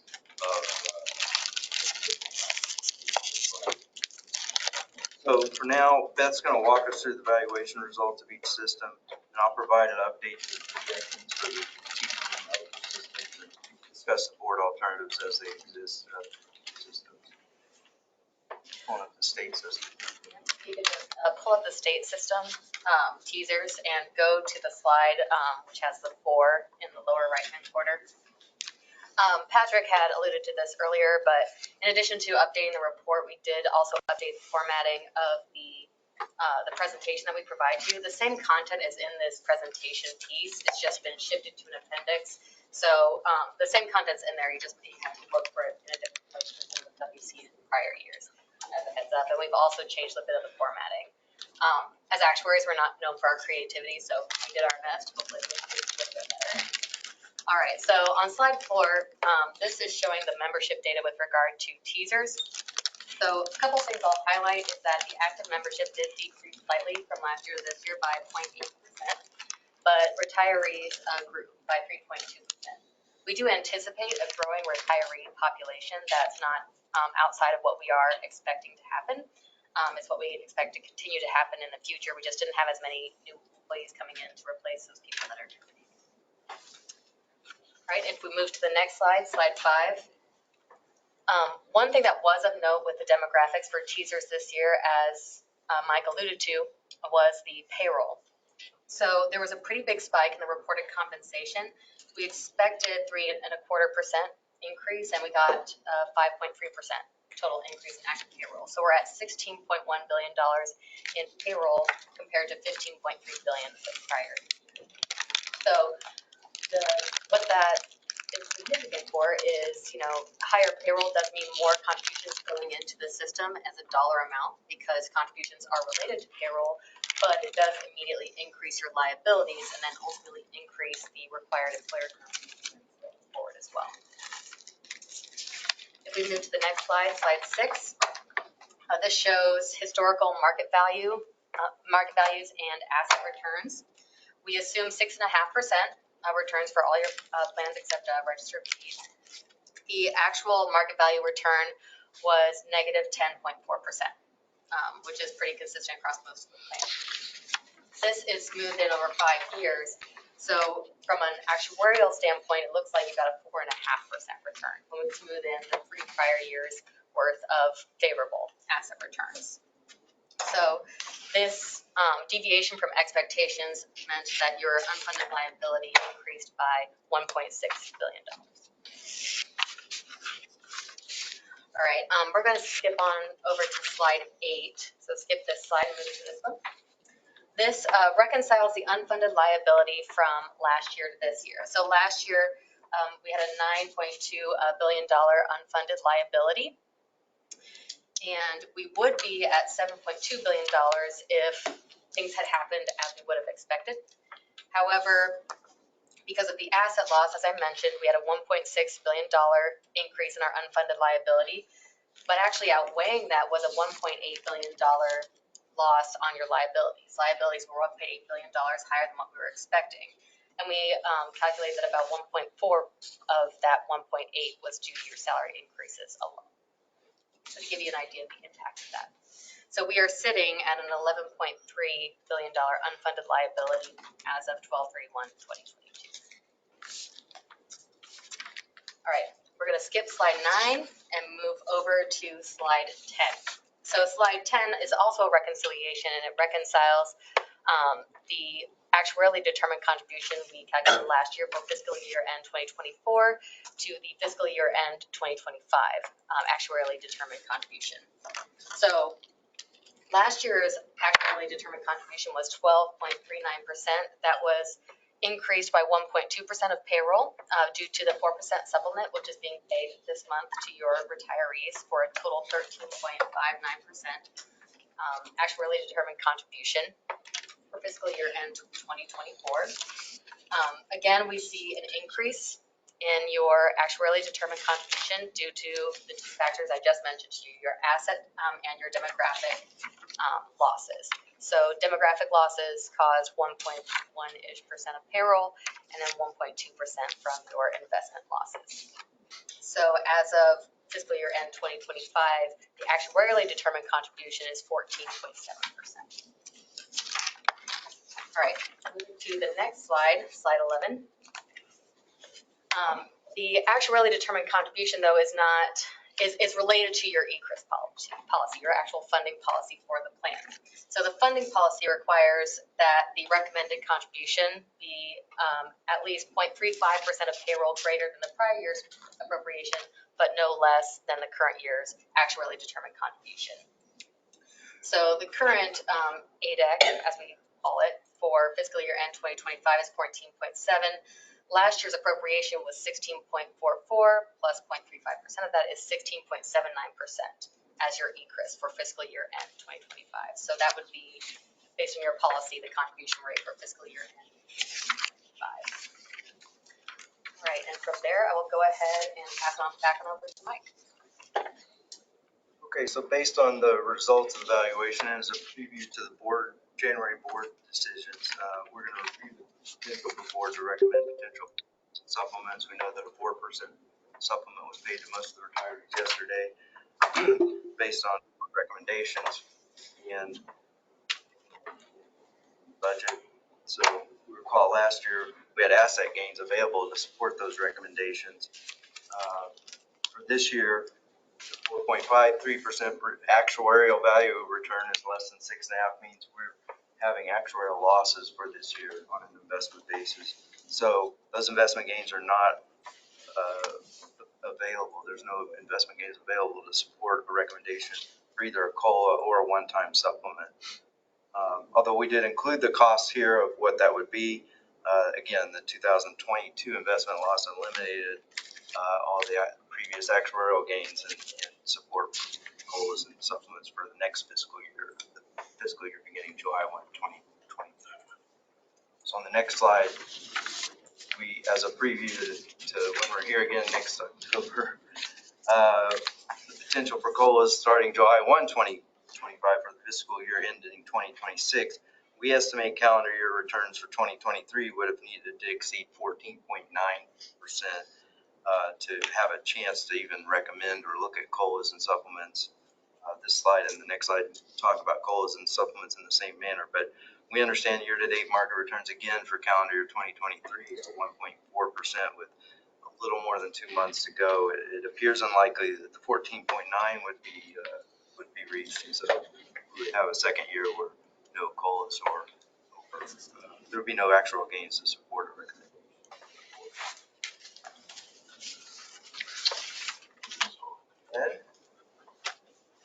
Next slide is just lays out, in January we were here, we provided some projections and reflecting the -10 point, we had already reflected the -10.4% in January for those projections, and we updated those projections on the next slide. So going to slide 16, basically is the demographic updates, including the higher than expected pay increase. So we show 15-year projections here. We show sensitivity to different asset returns during 2023 of 0%, 6.5%, 13%. Starting with first, the ECRIS policy is in the dark blue line, the short segmented line on the left, top left, it starts at 16.79. It's expected to go 35 basis points each year for the next 2 years until the policy ends. And then the middle yellow line and the top pink line show 6.5% return for 2023, and then the pink line 0% return for 2023. So you can imagine, given 1.4 year to date, we're a little bit closer to the pink line right now than the yellow line. And so these lines peak actuarial determined contribution rates at 20% to 23% fiscal year ending 2029. So that 0.35% uptick in the current policy, if the board was to extend it beyond fiscal year ending 2027, would not be, it appears it would not be enough to sufficient to make the contributions, and the floor minimum of the actuarial determined contribution would take over, and there would be a big spike. So the board will need to consider when we get closer to the end and have a little more information what the board wants to do as far as continuation or amendment of the policy going forward. You know that it's slightly decreased once those investment losses from 2022, now 2023 are recognized. You know, you see a downward slope in the contributions, maybe a upward path more than the 0.35% might get us to a more stable contribution. On the next slide, similarly on the funded ratio of the plan, the health of the plan, so we're at 88.3% at 12/31/2022. The yellow line is the 6.5% return. Pink line 0%. So bottoming them out somewhere around between 81 and 86% in 2026. If we get a 1.4 or 0% return in this year, it's going to stay flat for 2027, and then so that kind of shows how the 5-year smoothing is bringing us down for 5 years. And then we go back up, and then at the end of the projection, they get to 100%. And that's because of the aggressive 12-year amortization policy that the board sets. We'll get back to 100%, all things remaining equal, if we get a time where we have 6.5% returns for 12 years. Skipping ahead to slide 20, because I think we covered a lot of key takeaways already. Having said, you know, we are on a downward trend and we have some pressures. This is the 80th evaluation. We can still say TSERS is well funded compared to its peers. It's a history. Why is the history of appropriating and recommending contribution requirements? Fairly conservative assumptions. 12-year amortization period that I mentioned is aggressive. We pays down the debt. And then the ad hoc cost of living adjustments and supplements. When the financial conditions are met and the money's there to have those increases. So continued focus on those measures, and they're important to maintain the sustainability of the plan. A lot of these statements are true for all of the other plans, most of them, all of them for the other plans. We have good, so I'm not going to repeat myself, but the local board and its policies are in line as well. So I'm not going to repeat these for each one, but just wanted to say it looks a little gloomy, but you know, it's a good process and policies we have in place. It just may need to be tweaked. Any questions? Questions from the board? Sorry, John, Councilman. We're talking 2028, 2029, when the actual liability exceeds and we deviate from ECRIS and we go to that liability. What would that increase be in a single year? What? A single year, are we talking an increase of? It could be fiscal year 2028. It should jump up as high as 21% from. Even in 2027, we might see the 35 basis point jump up another 60, so almost a whole percent based on the actual determinant. So it's only 2 fiscal years away. And then going up to 23%, you're talking about 23, so over 5% increase, and that's a percent of payroll and contribution requirement. We're going to develop some options, we'll report actions to move ahead, to address those. The ESCRIS or the ECRIS policy is nearing, so it's a good time to look at that.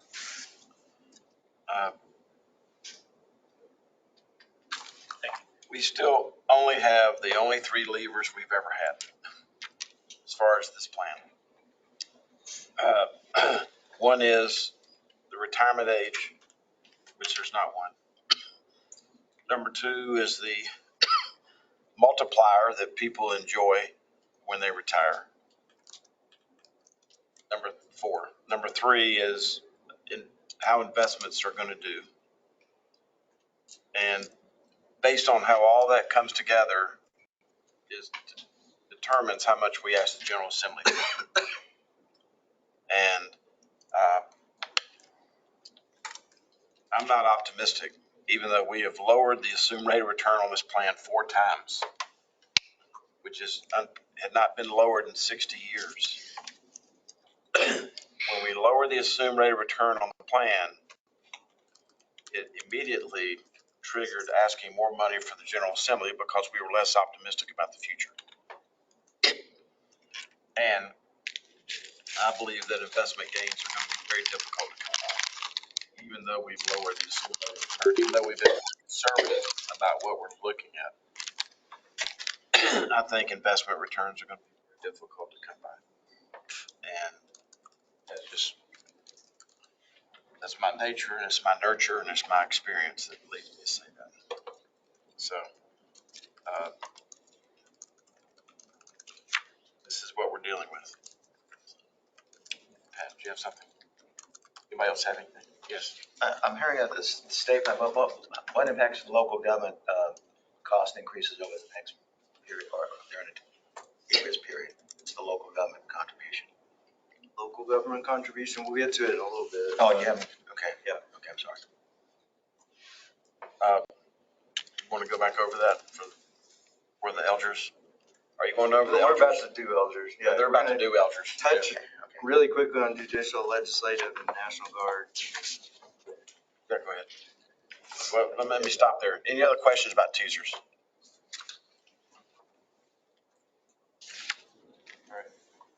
On judicial. Is your experience in other states and other clients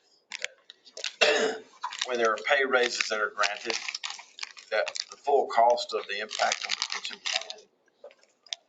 I know it's baked in, but you feel like there's any communication disconnect between reality and decisions that are made? Perhaps. I mean, the pay raises, they get pay raise, right? But then there's more contributions that we paid into the system immediately. Liability, but I'm certain that a lot of the pay raises given out aren't thinking about, well, what's that going to do? I heard. Okay, thanks. You want to jump into the National Guard, judicial, and legislative? Yep, judicial real quick. Treasurer, before you I'm sorry. go on, do you want to, we have a vote here, but do you want to combine the votes? Does anybody object to us combining all those votes to accept the actuarial rules? No objection. Thank you. All right. This is Beth Wiley for those on the phone, and I'll be covering the judicial system. So if we move to slide 2, this shows the reconciliation, the unfunded liability from last year to this year for the judicial plan. So last year, the plan was $129.4 million underfunded, and the unfunded liability increased by $50 million. And again, there were 2 key drivers of why this occurred. The first was, again, the asset loss. This plan also experienced a negative 10.4% return on a market value basis, and then smoothing that in was 4.5% for the return on the actuarial basis. So we see $13.7 million of an asset loss for this plan.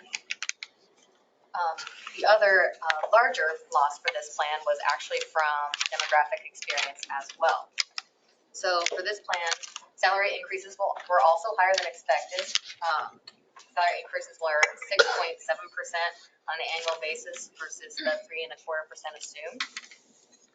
The other part of this demographic loss was from new entrants. So new active members can come in with transferred service from other plans. So that also drives up the demographic loss of the plan. So at 12/31/2022, the plan is $155.4 million underfunded. 82.3% funded. If we move to the next slide, slide 3. Last year's actuarially determined contribution for the plan was 32.84%. The 4% supplement was also payable to members of this plan, retirees of this plan, which bumped up the actuarially determined contribution by 2.44% for fiscal year end 2023. And we expected the ADEC to be around 30.76% for this plan. It is at 35.96%. And that is again from the asset performance and the demographic losses mentioned on the previous slide. So at for fiscal year end 2025, the preliminary actuarially determined contribution, the contribution for this plan was 35.96% of payroll. We also did have a reduction in your unfunded, a reduction in your actuarially determined contribution because of a drop off in one of your big payments on your unfunded line. So that 12-year payment dropped off this year, which helped. All right, and that's all I have to say actually about the judicial plan. Are there any questions on that plan? All right, we will move on to the legislative plan, LRS. Beth, just one quick thing. I noticed a question mark on some's forehead when I said earlier there are less people paying in the plan than are not. If you just look at these graphs, either for any of these. So for example, on TSERS, we have 246,000 retirees and beneficiaries. We have 214,000 who were terminated but entitled to future benefits. So that's when I make that comment that there are less people paying in the plan than are not, because the retirees aren't paying in the plan longer. People who are no longer employed are not paying in the plan any longer. So that's sort of the mathematics behind that comment. It's right here on this piece of paper. Thanks. All right. For the legislative plan, again, we're going to skip right into the second slide, slide 2, to walk you through the unfunded liability for this plan. Or for this plan, you're actually overfunded. So last year there was a surplus of $0.6 million. And as of 12/31/22, the plan still has a surplus of $0.4 million. It would have been a bigger surplus had it not been for asset performance. So the asset performance for the year was consistent with the other plans, and that increased the unfunded liability by $0.6 million. Differently from the other plans, though, this plan did not experience the same salary increase losses as the others. Not sure why, but this plan didn't experience that, so that was not weighing down the unfunded liability for this plan. There's actually a slight gain. They didn't give themselves a pay raise. Give them something. There you go.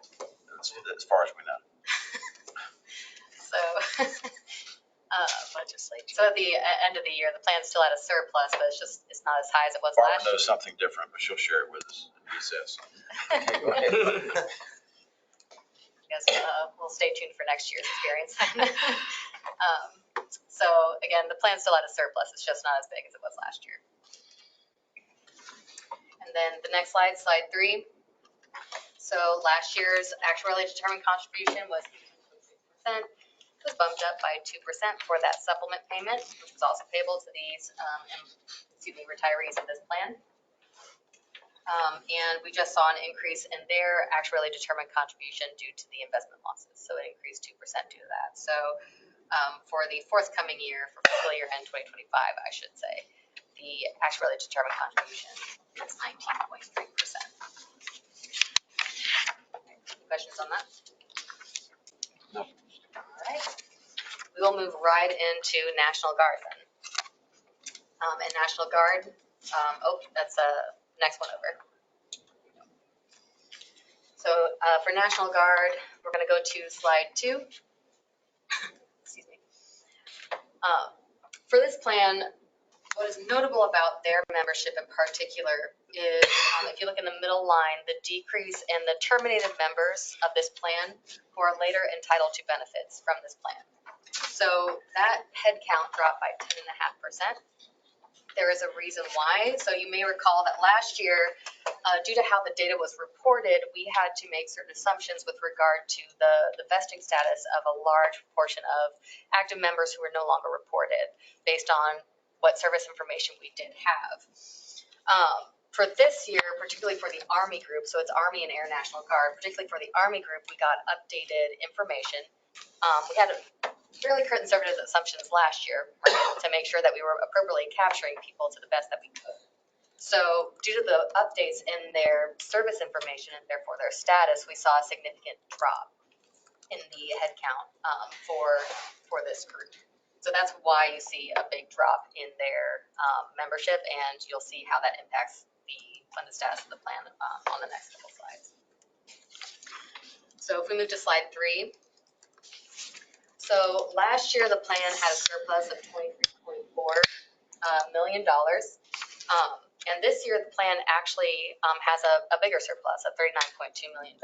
So it's 127.4% funded rather than 150.7% funded as it was last year.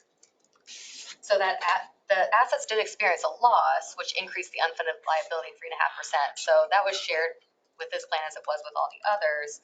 But we see a significant gain in the actuarial liability of $6.7 million. And that's by and large due to the updates to the statuses that we had for these members who hopefully ended up either not being vested. There was some noise in there. There were some people that were not vested and then were actually captured as retirees from this plan. So there was a correction both ways, but by and large, it was a status correction where they were just no longer funded in anything payable from the plan. So at the end of the year, the plan is $39.2 million in surplus. One other item that I will point out on this slide is what also helped increase the surplus for this plan was the contributions that occurred during 2022. There was an $11 million contribution for the plan. Based on the funding policy for this plan, the forthcoming year's contribution is $0. And that's the actuarially determined contribution as well. So the faucet is now turned off for this plan in terms of dollars coming in based on its funded status. All right, moving to slide 4. So this shows how we're getting from a $0 actuarially determined contribution to a $0 actuarially determined contribution. It's very informative. You'll notice that it says an anticipated reduction in the unfunded liability, and it's an increase in the unfunded liability. The reason that that's happening is that we still have employees coming into your plan that have a normal cost. So there's still a growth in your liability that is anticipated, and we have no anticipated contribution coming in, right? Because the actually determined contribution is $0. We also see an increase due to the investment loss, as well as some of the smoothing that has occurred for assumptions that occurred back in 2020. But we had that significant demographic gain, which is by and large offsetting all of these anticipated increases in your actually determined contribution, as well as help from the contributions in excess of the actually determined contribution for the year, that $11 million that went into the plan. So if those two items had not occurred, it would be a non-zero actuarially determined contribution. Just a note. Right, and then I'll pass back over to Mike for slide 5. Okay, let's give John and all the folks that work with him credit as you went through the National Guard numbers, that a lot of hard work that went into cleaning the roster and cleaning up the data, and increase in the funded level of that plan is a direct result of work that he shepherded. So John, thank you very much. And I'd like to acknowledge now retired Sergeant Major Janice Pratt, who spent evenings for a month and a half, almost 2 months, name by name through the systems to clean this up. So there's a lot of effort on her part. Thank you. There's still a little work to be done, especially on the Air National Guard side. So I know John's working closely with Patrick. And we're trying to do the same thing for the firefighter roster, the things of that nature. So the liability is a little bit, when you have these kind of data changes, the liability is a little more risky and fluctuating. Okay. So on this slide just shows the normal cost to pay benefits are $1.12 million. This is how much for each year of service it costs. That includes new entrants that come in. We only get data for those with 7 or more years of service. So when people come in with 7 years of service, We assume it's about 750,000 in liability for those new entrants. So that 1.12 includes that amount. It's offset completely by the accrued liability for being overfunded, netted zero, and we go negative there on contribution rate. But one of the things that comes to mind when you look at this and the uncertainty of the liabilities, even though a lot of the movement has been in one direction, it may not be, but the faucet's been turned off. You see zero last year and not final for the upcoming year, but the contribution rate here for the policy is zero. You start getting a couple of years of zero and the faucet's turned on, it might be hard to turn on. Just the thought for future thinking, maybe the normal cost of benefits, just to pay for those that are accruing currently, could be contributed as part of the policy. You might consider an amendment at some point, but that 1.12 million that's coming in every year, you might recommend the legislature at least appropriate current year funding, current year accruals for new entrants. Going on to the next slide. This is a summary of the TSERS policy, and these we put back. I'm not going to read it all. We put these in the back of the report. This was adopted by the board on 2021. So all the ECRIS and SCRIS policies that have been adopted are now the last appendix item in each report. But what this says is that if the funded percentage is greater than zero, the board would recommend a contribution equal to the underlying ADEC, which was also zero, as I mentioned. And I mentioned maybe that could be the normal cost if it was amended at some point, might be appropriate. But it's also zero prior to consideration of a benefit improvement. So moving to the next slide, we want to look at the metrics for benefit improvements for the upcoming year. So the limit to the benefit improvements is CPIU year over year from June to June is 2.97%. Last year was 9.06%. So we're limited to what I call a $3 benefit improvement, from $105 to $210 in the benefit formula per month to $108, $216 would be the maximum benefit improvement that could be recommended by the board.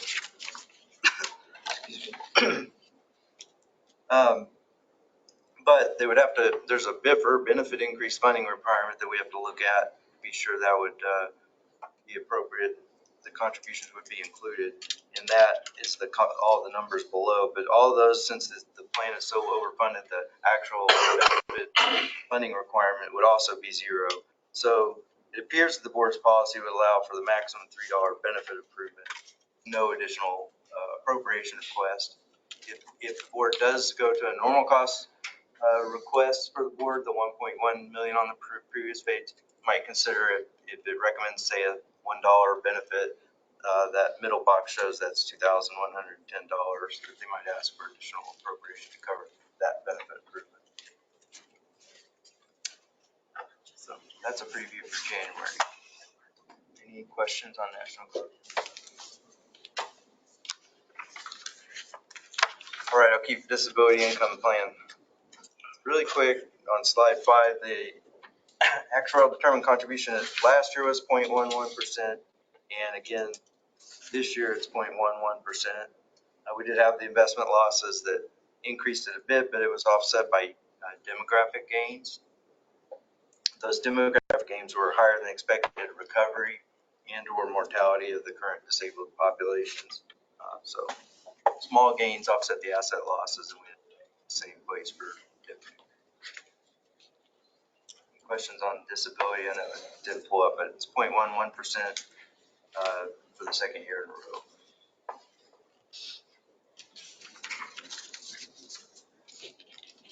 All right, that concludes our state system presentations.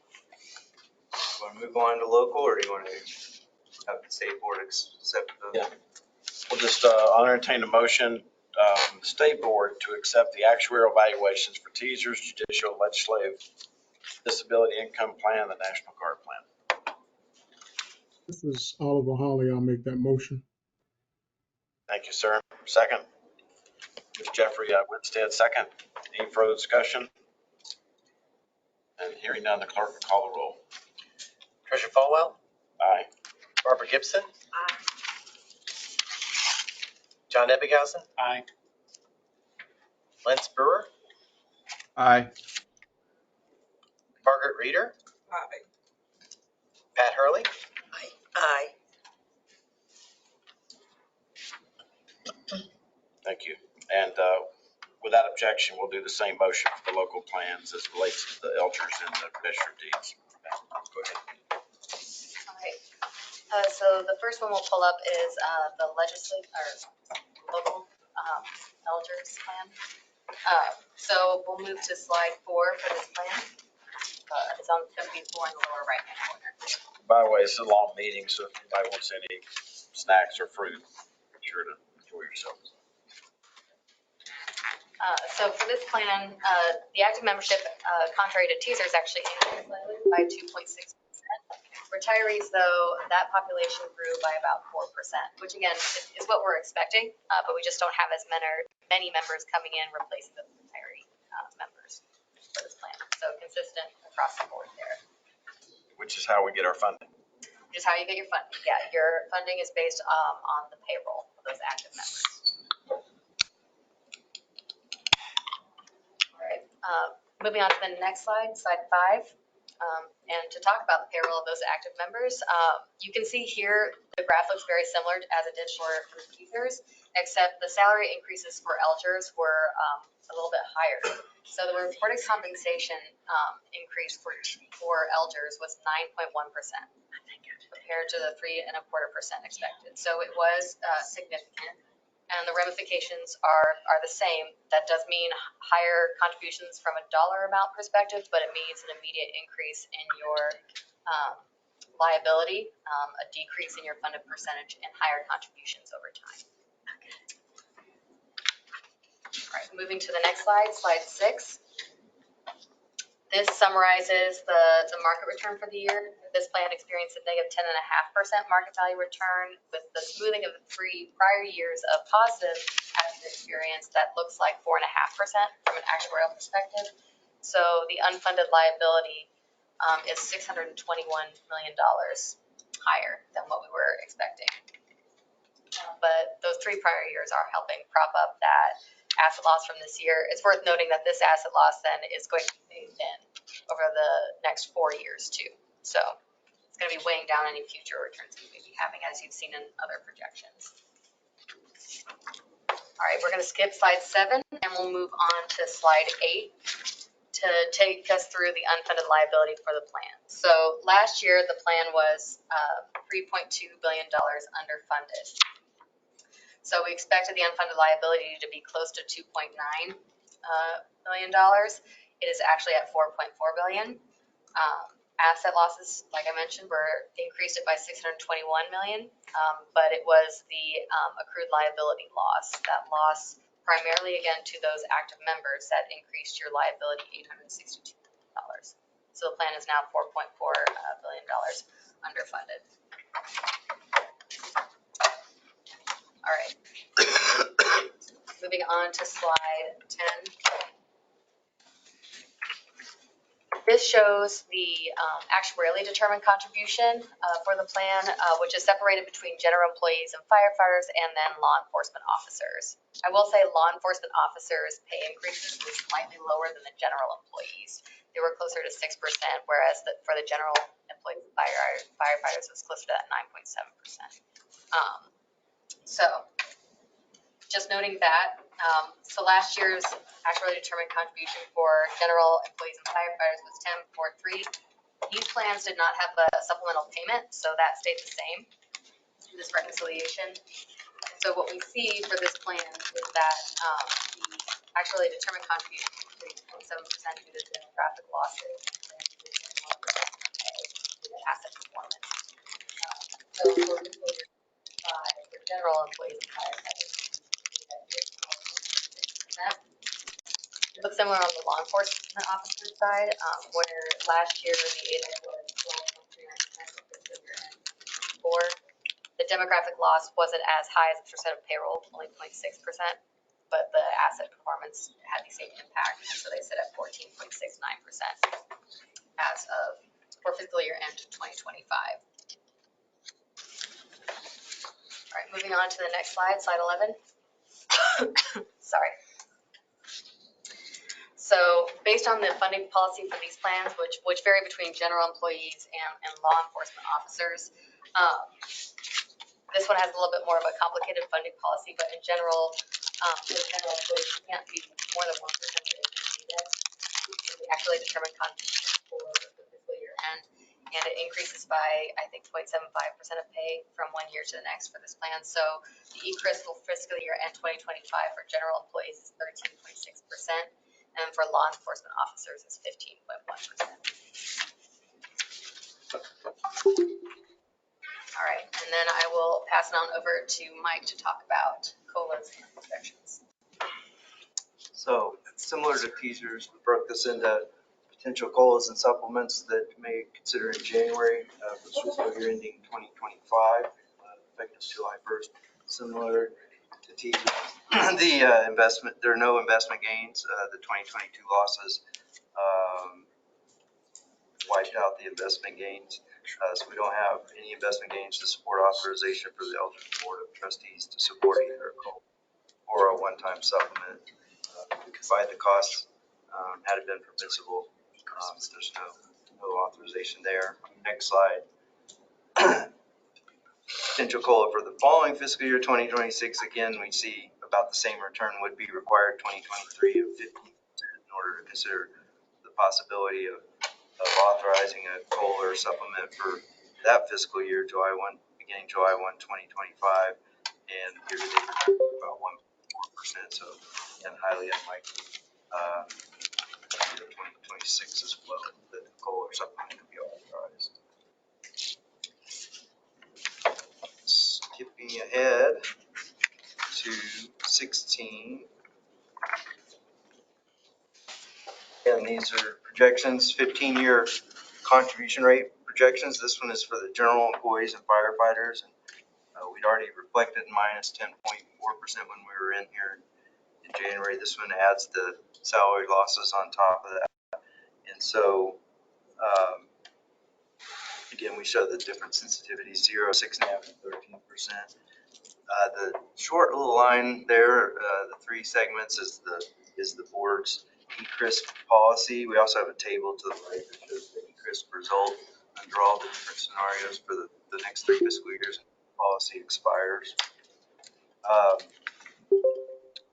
The middle pink line is the 6.5%, and the top blue line is the 0% return for 2023. So again, a little bit right now at 1.4%, closer to the blue lines. So with no extension of the stable contribution policies, projected contributions rates are going to expect to jump somewhere about for fiscal year 27. Would they be about 15.1% at a 6.5%, maybe as high as 15.94%? And they would jump all the way up to the pink or blue line, somewhere between 17 and 18.8%. And then further, fiscal year 29, all the way up to 18.3 and 21%. Board may want to extend the stable contribution policy or amend it in light of these results. And because we're peaking at 18 to 21% and then decreasing, there's a more stable way to get there that could be reviewed to kind of slow that upward projection again, because that's a lot of contribution to come in a short amount of time, a lot of contribution increases expected. Next slide is the same contribution projection, but for LEOs, and you can see that those peak at 21 to 23%. Rates in general for LEOs are set by the policy at between 1.5%, increasing to 2% higher than the general employees at the end of the policy, and that 23% is a little bit more than the 2%. So the board should extend or amend the policy going forward and want to just make special consideration for the law enforcement rates. It's not a lot different than the current trajectory, but it's a little bit higher than the 2%. The Next slide shows the funding ratio, similar to teachers. Bottoms out somewhere around 80% at 0% or 84% if we bound to get 6.5 by the end of the year. And that shows the 5-year smoothing of the assets, how we drop over the next 4 years and then recover over the next 12. Shows the amortization period works. It does get close to 100% at the end of the projection overall. Stop there. Any questions on LGERS system?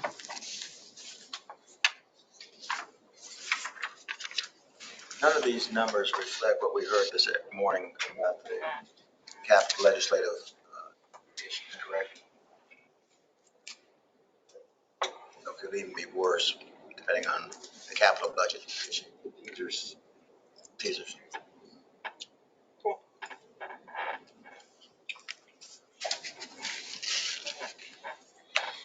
Maybe some impact on LGERS. Yeah. As there's transferable services, but that hasn't been studied. I know.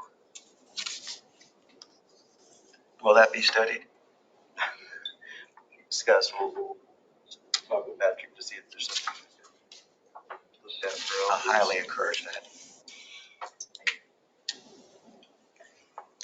All right. I'll speak to Register of Deeds if we just move to the second slide. I won't speak long about this plan, only because this plan is the luxury of being 155.8% funded. The plan has $18.7 million in surplus. Last year it was 19.3. Again, that was due to asset performance. There are contributions still going into the plan, even though there is no recommended contribution for this plan because it's so well funded. But there are 1.5% of monthly receipts still going into this plan. Go ahead and go on over to the fire and rescue.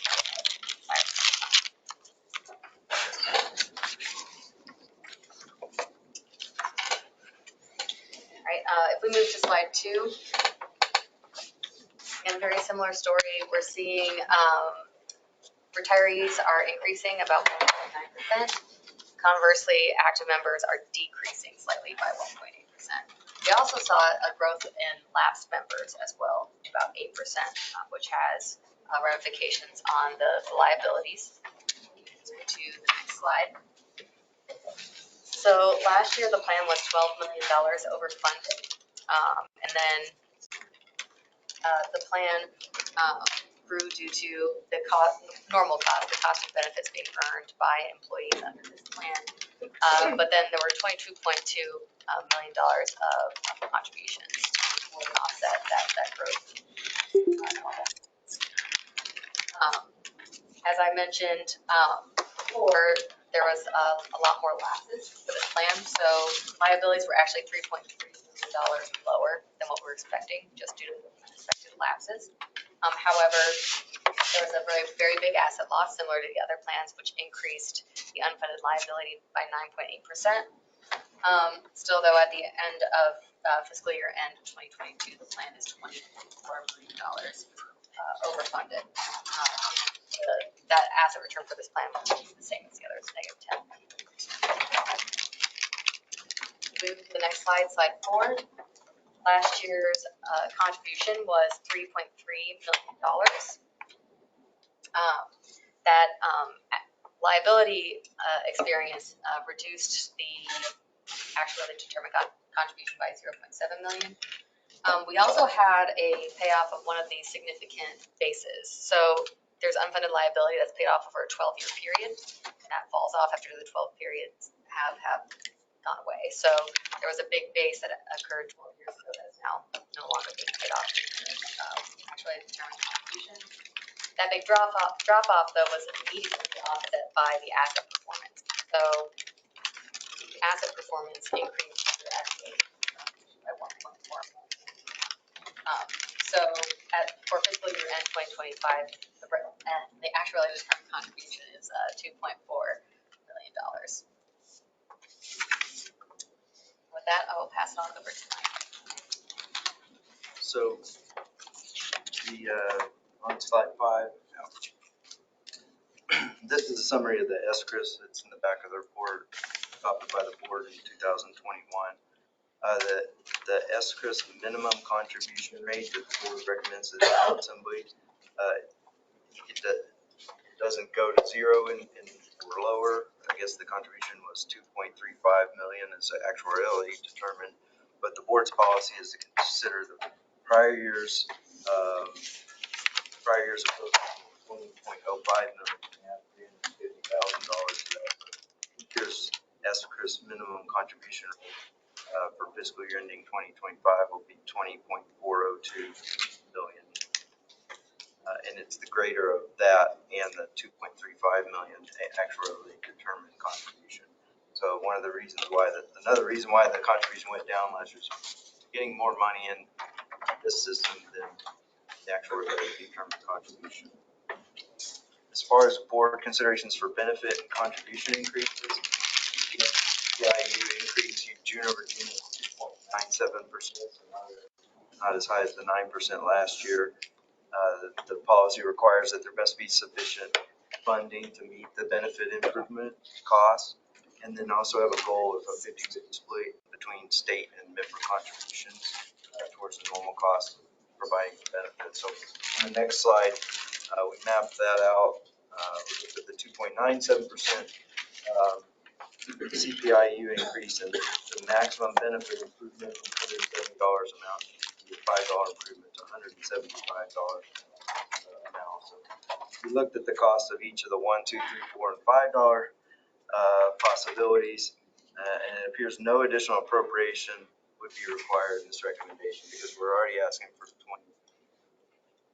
million, and this wouldn't add any cost to that because of the overfunded status of the plan. All of these, any improvement from $1 to $5, the board would recommend, and ultimately when in place, would trigger a member contribution based on the policy that would recommend that contribution rate increase from $10 amount per month to $50 per month. Again, to have a goal of a 50-50 split, for and volunteer firefighters. Any questions on fire and rescue? Any questions? Okay. I think that's it for local, and then we have the death benefit plans require state and local approval. So, Thank you both for those presentations. Do I hear a motion from the LGERS board to accept the LGERS actuarial evaluation report, the Register of Deeds pension fund report, as well as the fire and rescue squad pension fund? So moved. Second, Atkinson. Thank you. Motion is second. Thank you, Sheriff. Any further discussion? Hearing none, the clerk will call the roll. Commissioner Falwell, Aye. Jeffrey Morse, Lance Brewer, Aye. Melody Brady.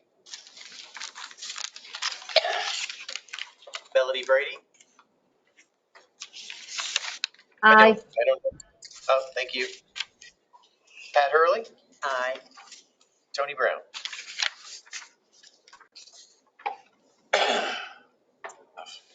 Oh, aye. I was listening. To God? Yeah. Okay. Okay. That's so moved, so approved.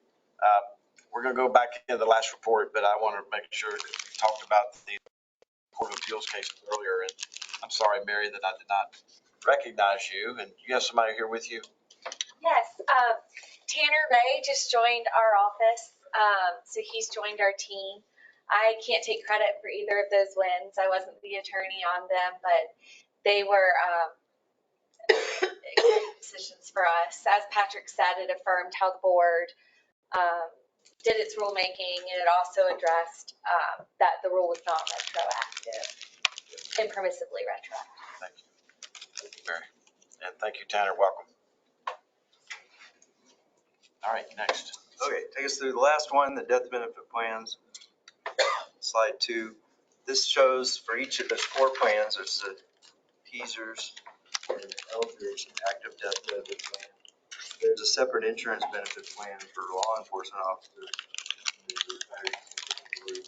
Death benefit plan. This slide just shows there's the last year's valuation on the right and this year's valuation on the left. And the end result being, you take the liabilities minus the assets, minus the present value of any future contributions, and we're reviewing whether there's a surplus or deficit on that basis. We continue to have surpluses on TSERS death benefit plan and LGERS death benefit plan.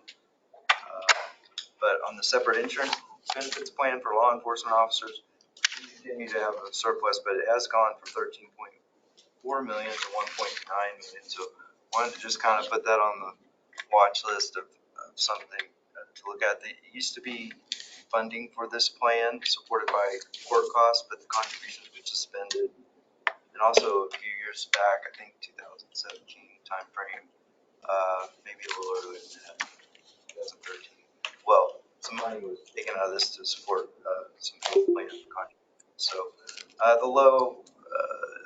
these are invested in bonds, and bond performance was worse than the minus 10% that we had last year for 2022. So this has put this plan still a surplus situation, but kind of on our watch list. And then the next one is a retirees contributory death benefit plan. This is the one that we discussed last year. We had discussed in January, or passed it to April, and Patrick presented some options in April to address the surplus, the deficit. The deficit grew from 177.7 million to 227.3 million. Again, this is mainly due to asset performance was worse for bonds than it was for the aggregate investments on the other funds. So on the next slide, we just review the increase in deficit, now downward trend of the plan over the past 2 years. 2021 was a bit of asset performance and a bit of the transition to the actuary, but don't blame us. We had some improvements on the valuation there. And the second big downward trend in 2022 is the asset performance. Next slide. Skip, that's a breakdown of the cost, of how it breaks down, how the surplus is developed. But on slide 5, it's just a reminder, we saw this $227.4 million gap. It's been 14 consecutive years now of deficits. We did present some options in April to the board, and the board actually passed a motion to request legislation. There was a bunch of alternatives. Alternative number 1 happened to be allowing the funds to be invested in the retirement systems pool. That didn't ultimately get anywhere, from my understanding, but this still appears to be the path of least resistance to the members, and could still turn the deficit into a surplus over time. But there's other options on the table.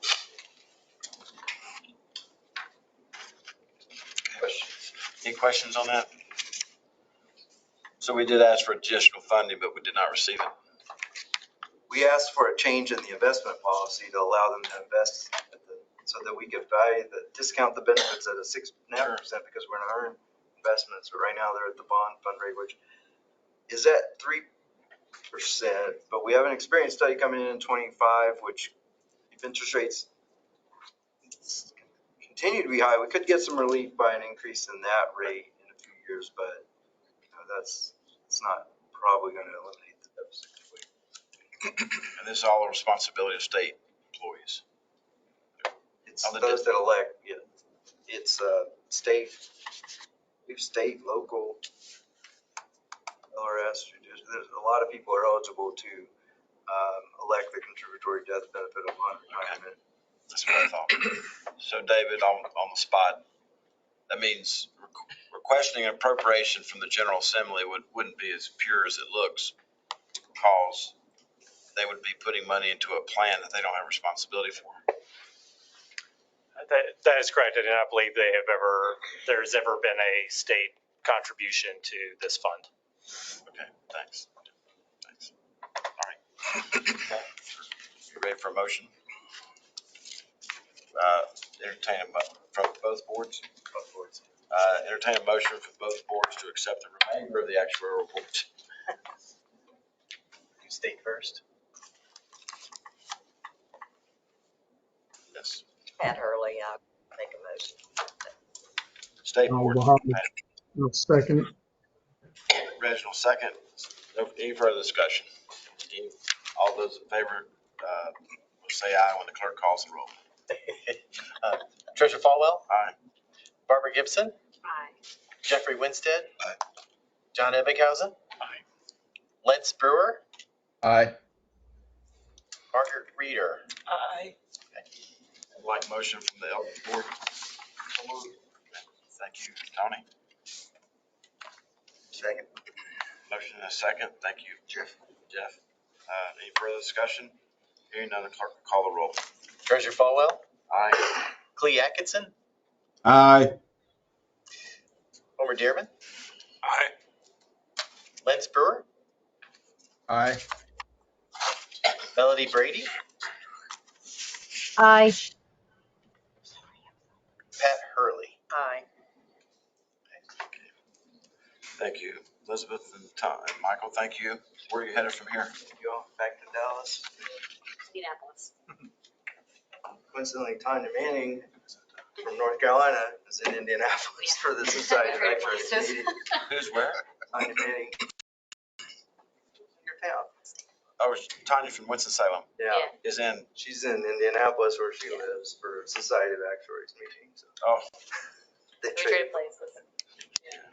there's a movie about that.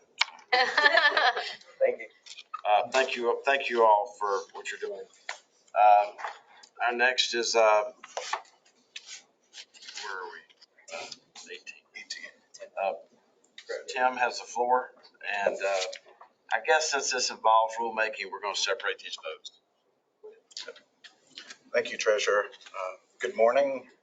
Yes, it is still morning. My name is Timothy Melton. I'm the Assistant General Counsel, Retirement Systems Division, and I'll be presenting agenda item 18, which deals with the proposed administrative rules regarding Session Law 2023-105, which is also House Bill 201. So in July of this year, the General Assembly enacted Session Law 2023-105. It became effective it becomes effective January 1 of 2024. And a copy is included in the board materials of that session law. Just note, it explicitly directs the TSERS board to adopt rules to implement the provisions of parts 2, 3, and 4, which concern the Disability Income Plan of North Carolina, DIPNIC. But staff also recommends that both the TSERS and the LGERS boards adopt rules to implement the provisions of Part 8, which concerns overtime recovery. So the proposed rule text is included in the board materials as well. I'll just run through these pretty quickly, try to cover all the bases, but if you have any questions, feel free to stop me at any time or hold the questions to the end at your preference. So let's start with the proposed short-term disability notification date rule. That's a lot to say, but Part 2 of Session Law 2023-105 creates a deadline for reimbursement of the second 6 months of short-term disability benefits under DIPNIC that began prior to or before July 1 of 2019. So just hearing that is probably very vague, so a little background is in order. So prior to July 1 of 2019, the employer was responsible for notifying DIPNIC of the amounts paid by the employer after the initial 6-month period of short-term disability benefits.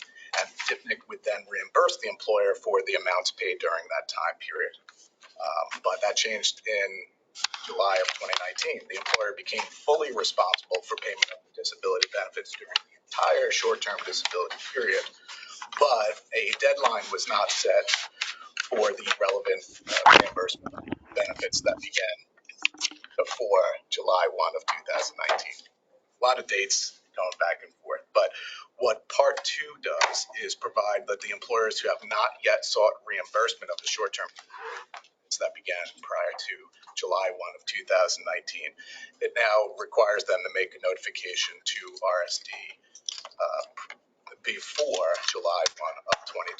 So they've had, 4 plus years to do so. So this is essentially just sunsetting the time period in which they can seek the reimbursement. And in particular, the following sentence was added to General Statute 135-105D. It states that the plan shall not reimburse any employer for amounts related to notifications made on or after July 1, 2024. So I stress that notifications made because if you turn to the rule, the proposed rule, it's on page 1 of the proposed rule text. There's 4 pages there in the attachment. Under 1, 20 NCAC 02 capital O.105, you'll notice that we define notifications made, or that's the proposal, and that's simply a submission of a written report for reimbursement by an employer. So of course, once we define notifications made, and then we have to define submission and date of submission just to tidy it all up. It's a fairly simple and straightforward rule. If anybody has questions, feel free to ask. Next is the short-term and extended short-term disability approvals rule. So part 3 of session law authorizes RSD to make determinations of eligibility for short-term and extended short-term disability benefits. Previously, only the medical board was authorized to make these eligibility determinations. But DSD staff prepares the proposed rule text to identify the positions and the extent of that authorization. So if you go to page 1 of the proposed text, the top rule, proposed rule 20 NCAC 02 capital O.0104. All right, and you'll see there that we added some rules text to allow that specific staff can approve but not deny the eligibility for short-term and short-term disability and extended short-term disability benefits, and only the medical board will remain authorized to make decisions regarding denials. Additionally, I'd just like to point out that the proposed rule would also require that DST staff, DST employees who apply for short-term or extended short-term, that they have their applications reviewed by the medical board as well. So this will this will make approvals a little quicker and more efficient for our staff as well. So, all right. Next, moving on to extended short-term disability application date rule.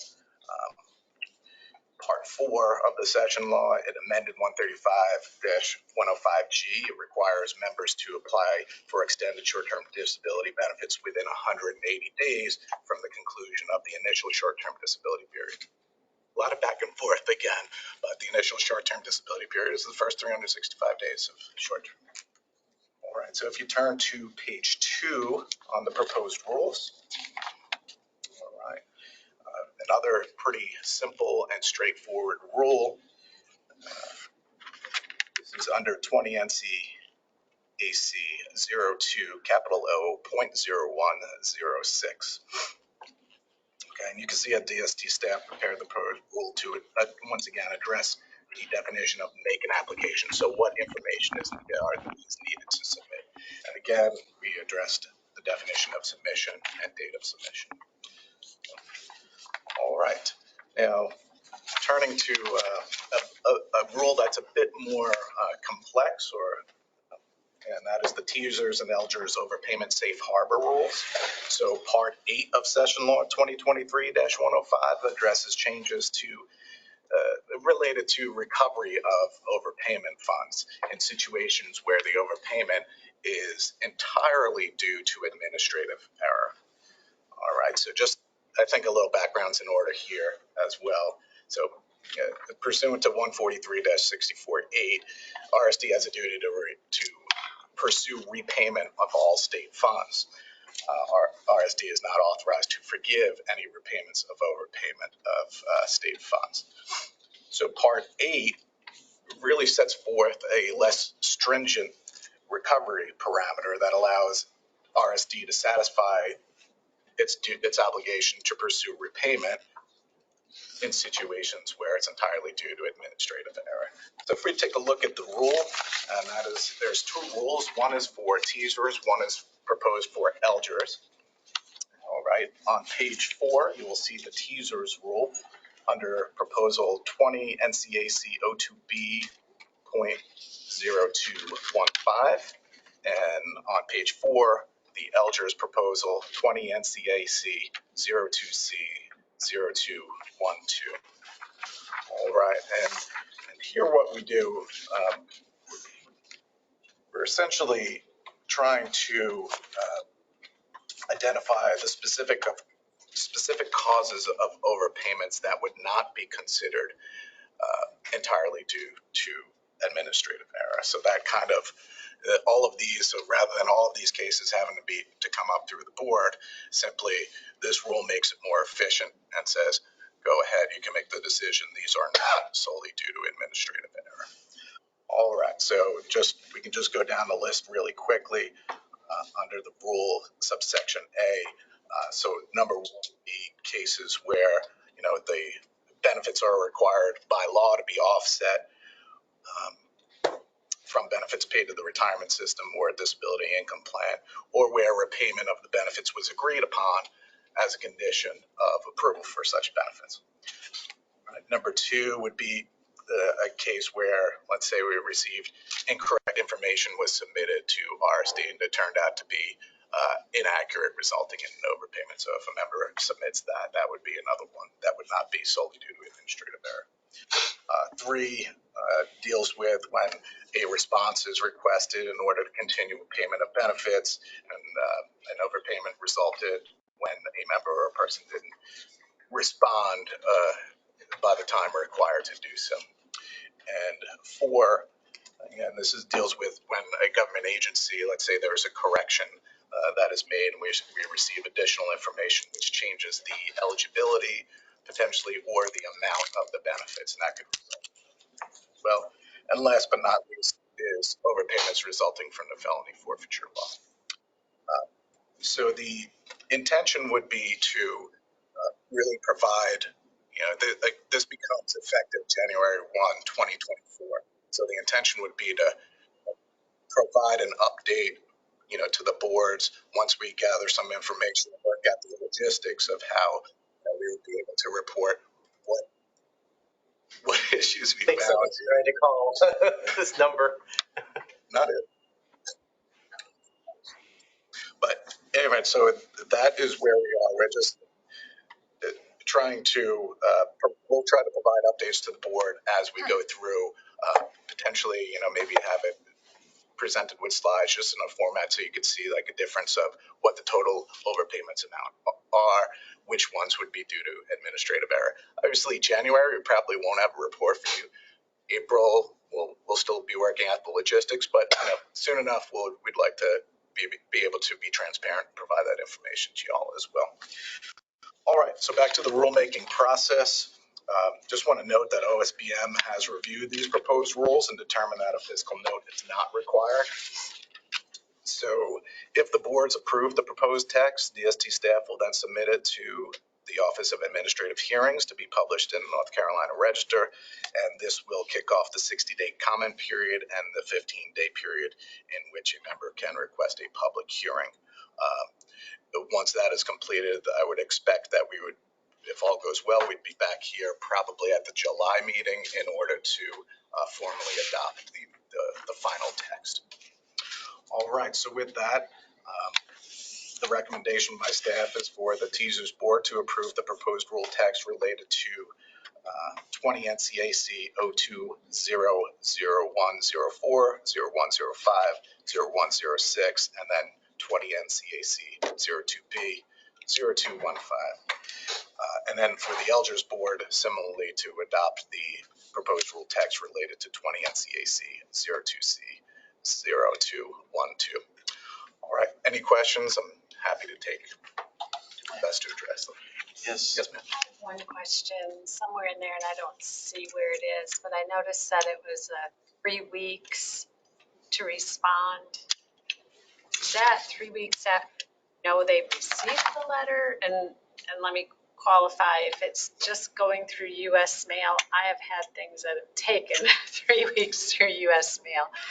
And I'm also thinking, people might hospital or, something like that. So Right. Yes. how does that work? Yes, Ms. Gibson, thank you. So that is I think what you're referring to is under subsection A, subsection 3 of the overpayment safe harbor rule proposal. And you're right, it states by allowing at least 3 weeks between the date of the response to be received.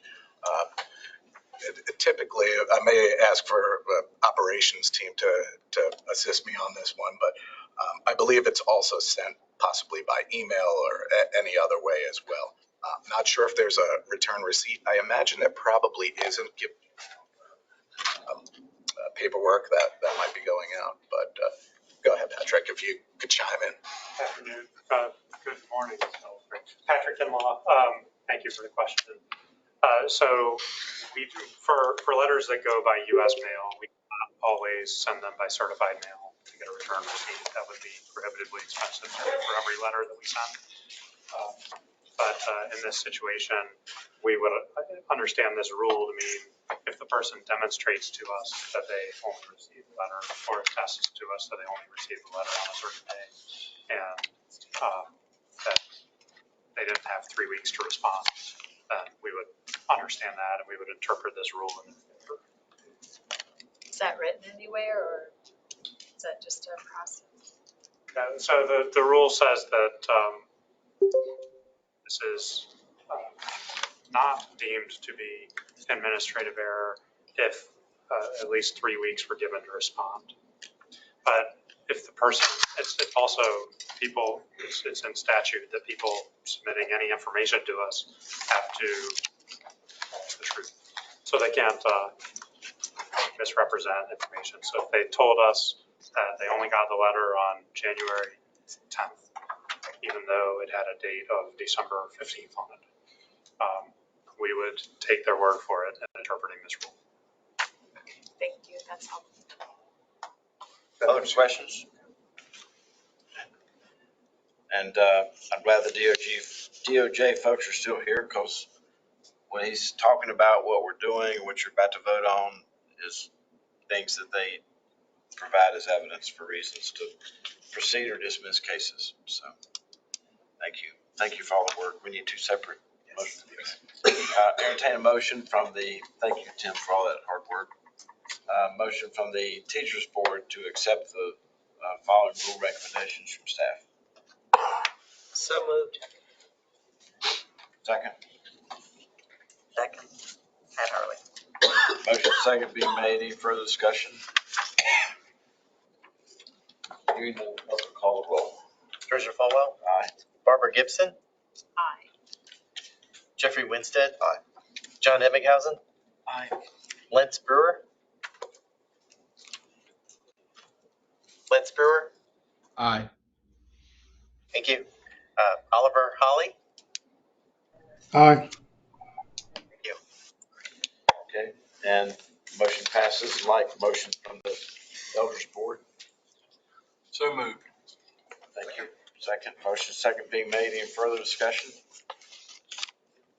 Hearing none, the clerk will call the roll. Was that a motion from Homer Dearman and second Tony Brown? Right. Treasurer Falwell. Aye. Lee Atkinson. Aye. Thank you. Jeffrey Morse. Aye. Lentz Brewer. Aye. Melody Brady. Melody Brady. Aye. Thank you. Pat Hurley. Aye. Thank you all very much. Now Patrick Kinlaw is going to briefly brief us on the CBC. A lot of things about CBC in our society these days. I just wish we'd pick something to. But anyway, go ahead. Thank you all. CDBs and CBCs and now CBBCs. Go ahead. Correct. Thank you all. This is a brief informational update for the board.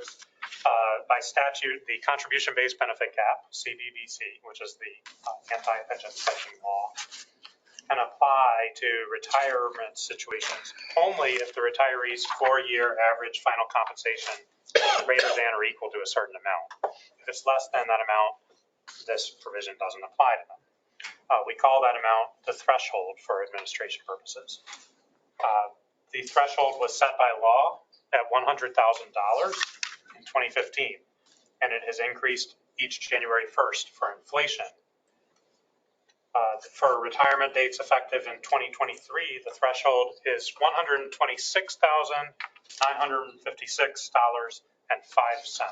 So if a retiree has an average final compensation less than $126,000 plus, then the pension spiking law does not apply to them.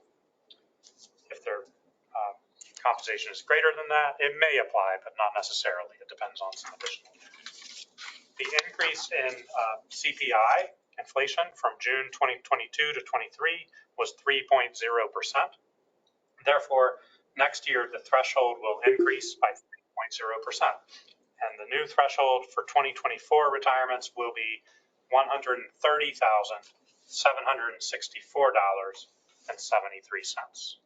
And that's the informational update we have for you on that one this morning. Thank you very much. Next, we're going to have public comments. We'll start with Tim O'Connell from NCRA, and then ask Jamie Robinson as well as Suzanne if they'd like to make comments from Scenic. Then we'll go around the horn and then we'll adjourn. Okay, great. Thank you, Treasurer. First, I'd like to introduce my two guests. I have two great and loyal public servants that are retired. So Paula, please, Pam, please stand up.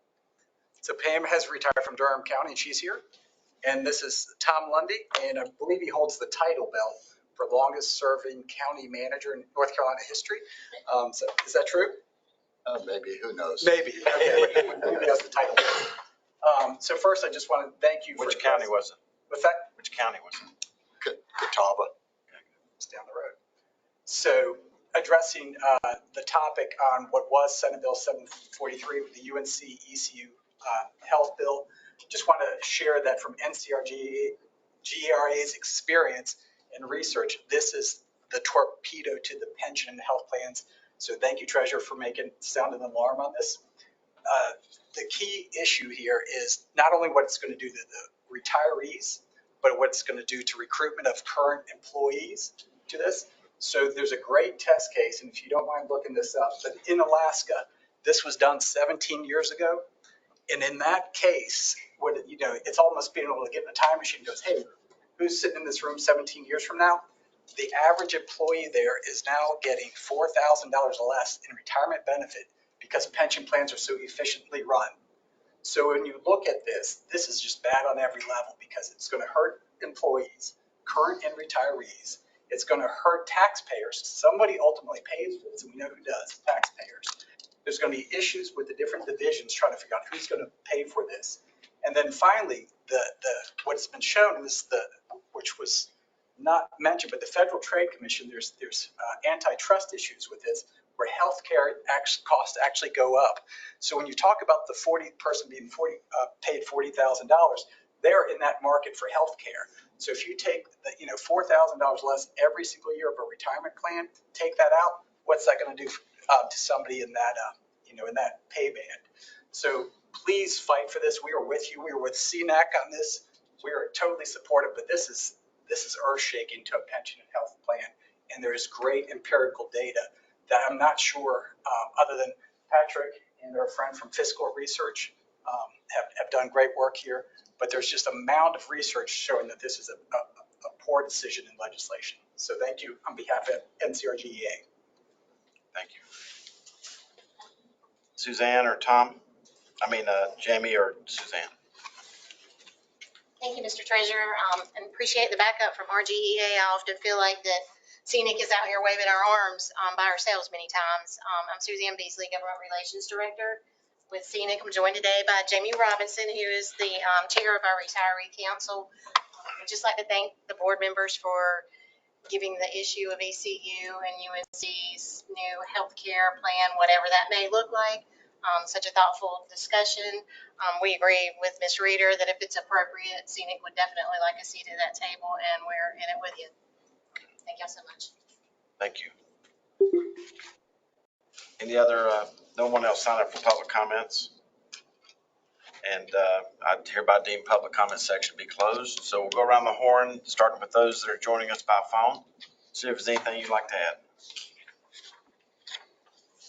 Mr. Treasurer and other board members, Oliver Holland, I just want to continue as I do every time to applaud all of the great educators in our state of North Carolina for the hard work. We're in October. We have Halloween coming upon us. So kids returning right after that with all that sugar. So continue to pray for all the educators. And I also just want to double back everything that's been said in this room today about this healthcare plan. I get really passionate about it. I'm not a politician, and sometimes my words are not the best, but when we're talking about some of those individuals in our state that make $40,000 to $50,000, they don't have a lot of times, as was said in this room, the voice, and it's up to us to be the voice. So thank you for all the hard work to all the board members and the staff up there in that office. Thank you. Any others by phone?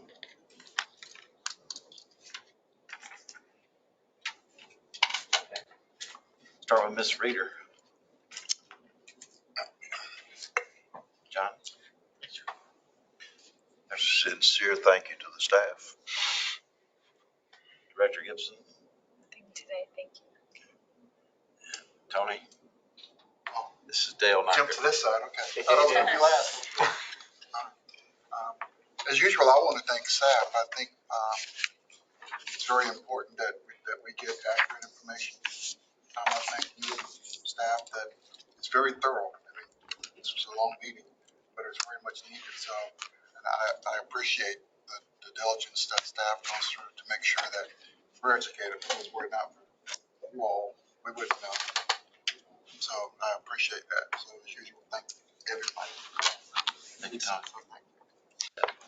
The only comment is, as a result of the actuary's report, it does look like it's going to be a tremendous burden for local governments in meeting the required contribution rates. They seem to be going up significantly.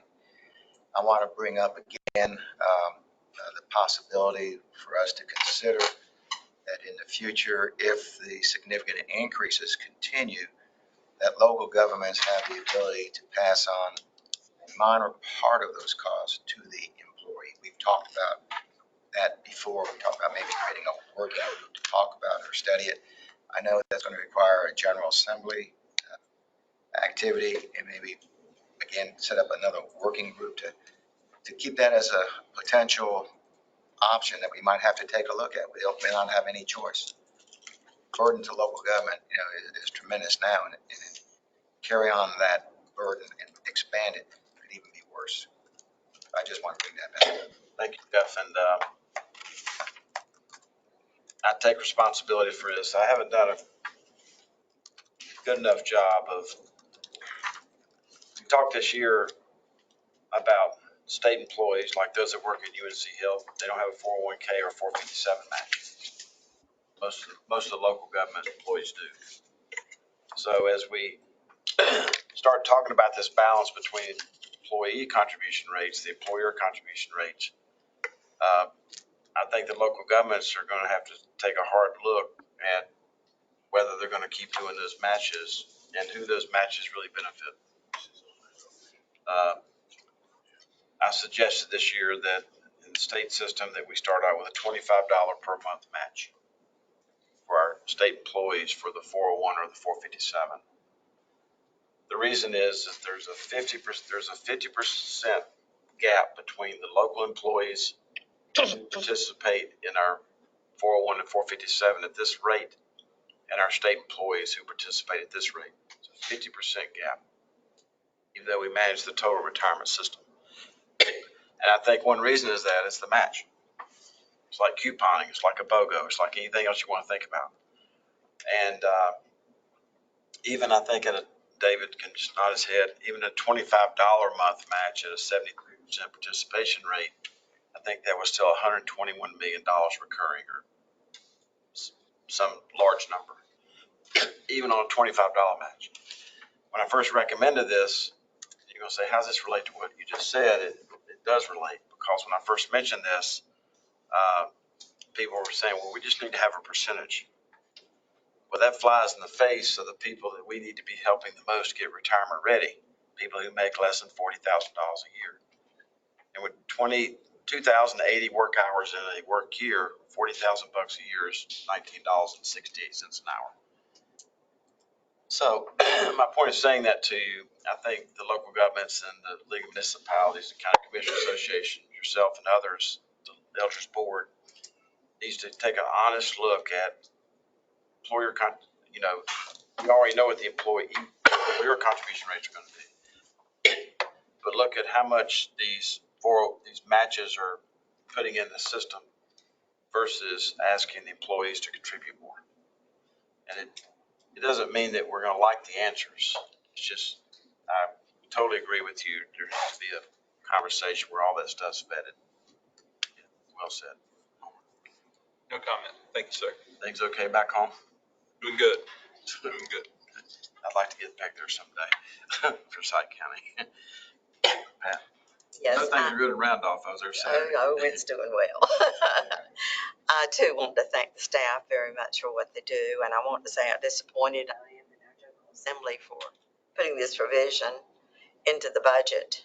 They did keep out the 4 casinos, which was a good thing, but this was even worse. And I also hope that the retirees can get a COLA at some point. It's been a long time. Anybody else? Hearing none. Our 2024 meeting schedule is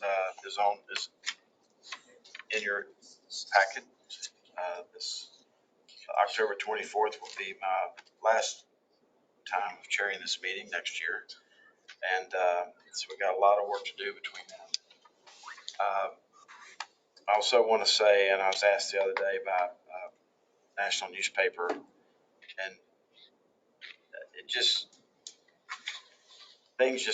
I keep getting reminded of certain things. One is what former Congressman John Lewis used to always say, that it's okay to get into good trouble every day. And I'm not trying to start anything with anyone, whether it's weight loss drugs or UNC healthcare, but when you have the responsibility to protect and defend things that people are counting on you to protect and defend, you always have to remember what Governor Martin always tells us: doing right's rarely wrong. I'll add to that there's another side of that I mentioned with the newspaper, and that is that I don't mind being wrong for the right reasons. That goes hand in hand with doing right's rarely wrong. If it's demonstrated to our staff, demonstrated to me that there's something that we've been looking at backwards, or we need to look at with a different eyes and more humility, I don't mind being wrong for the right reasons. And that's the culture we have here. When I have something in my head or something that I don't think is fair and just, but somebody brings me information and says, but you didn't look at this piece of it.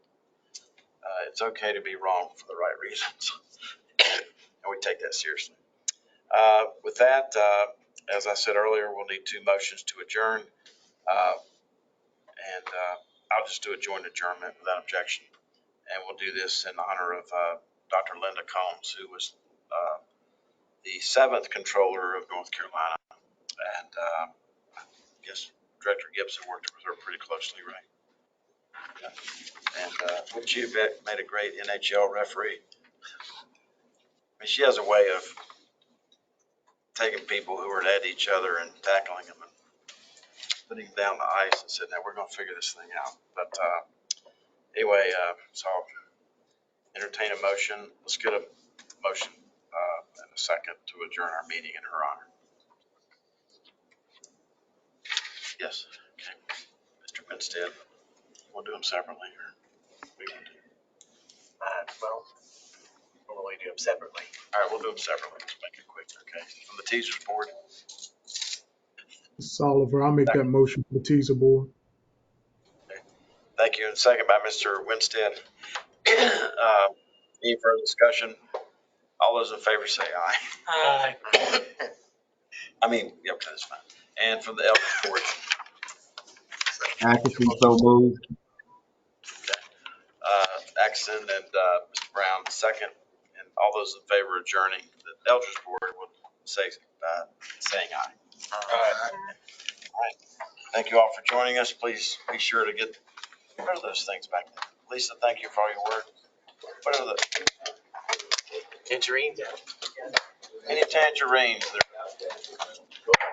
We're adjourned. Thank you very much.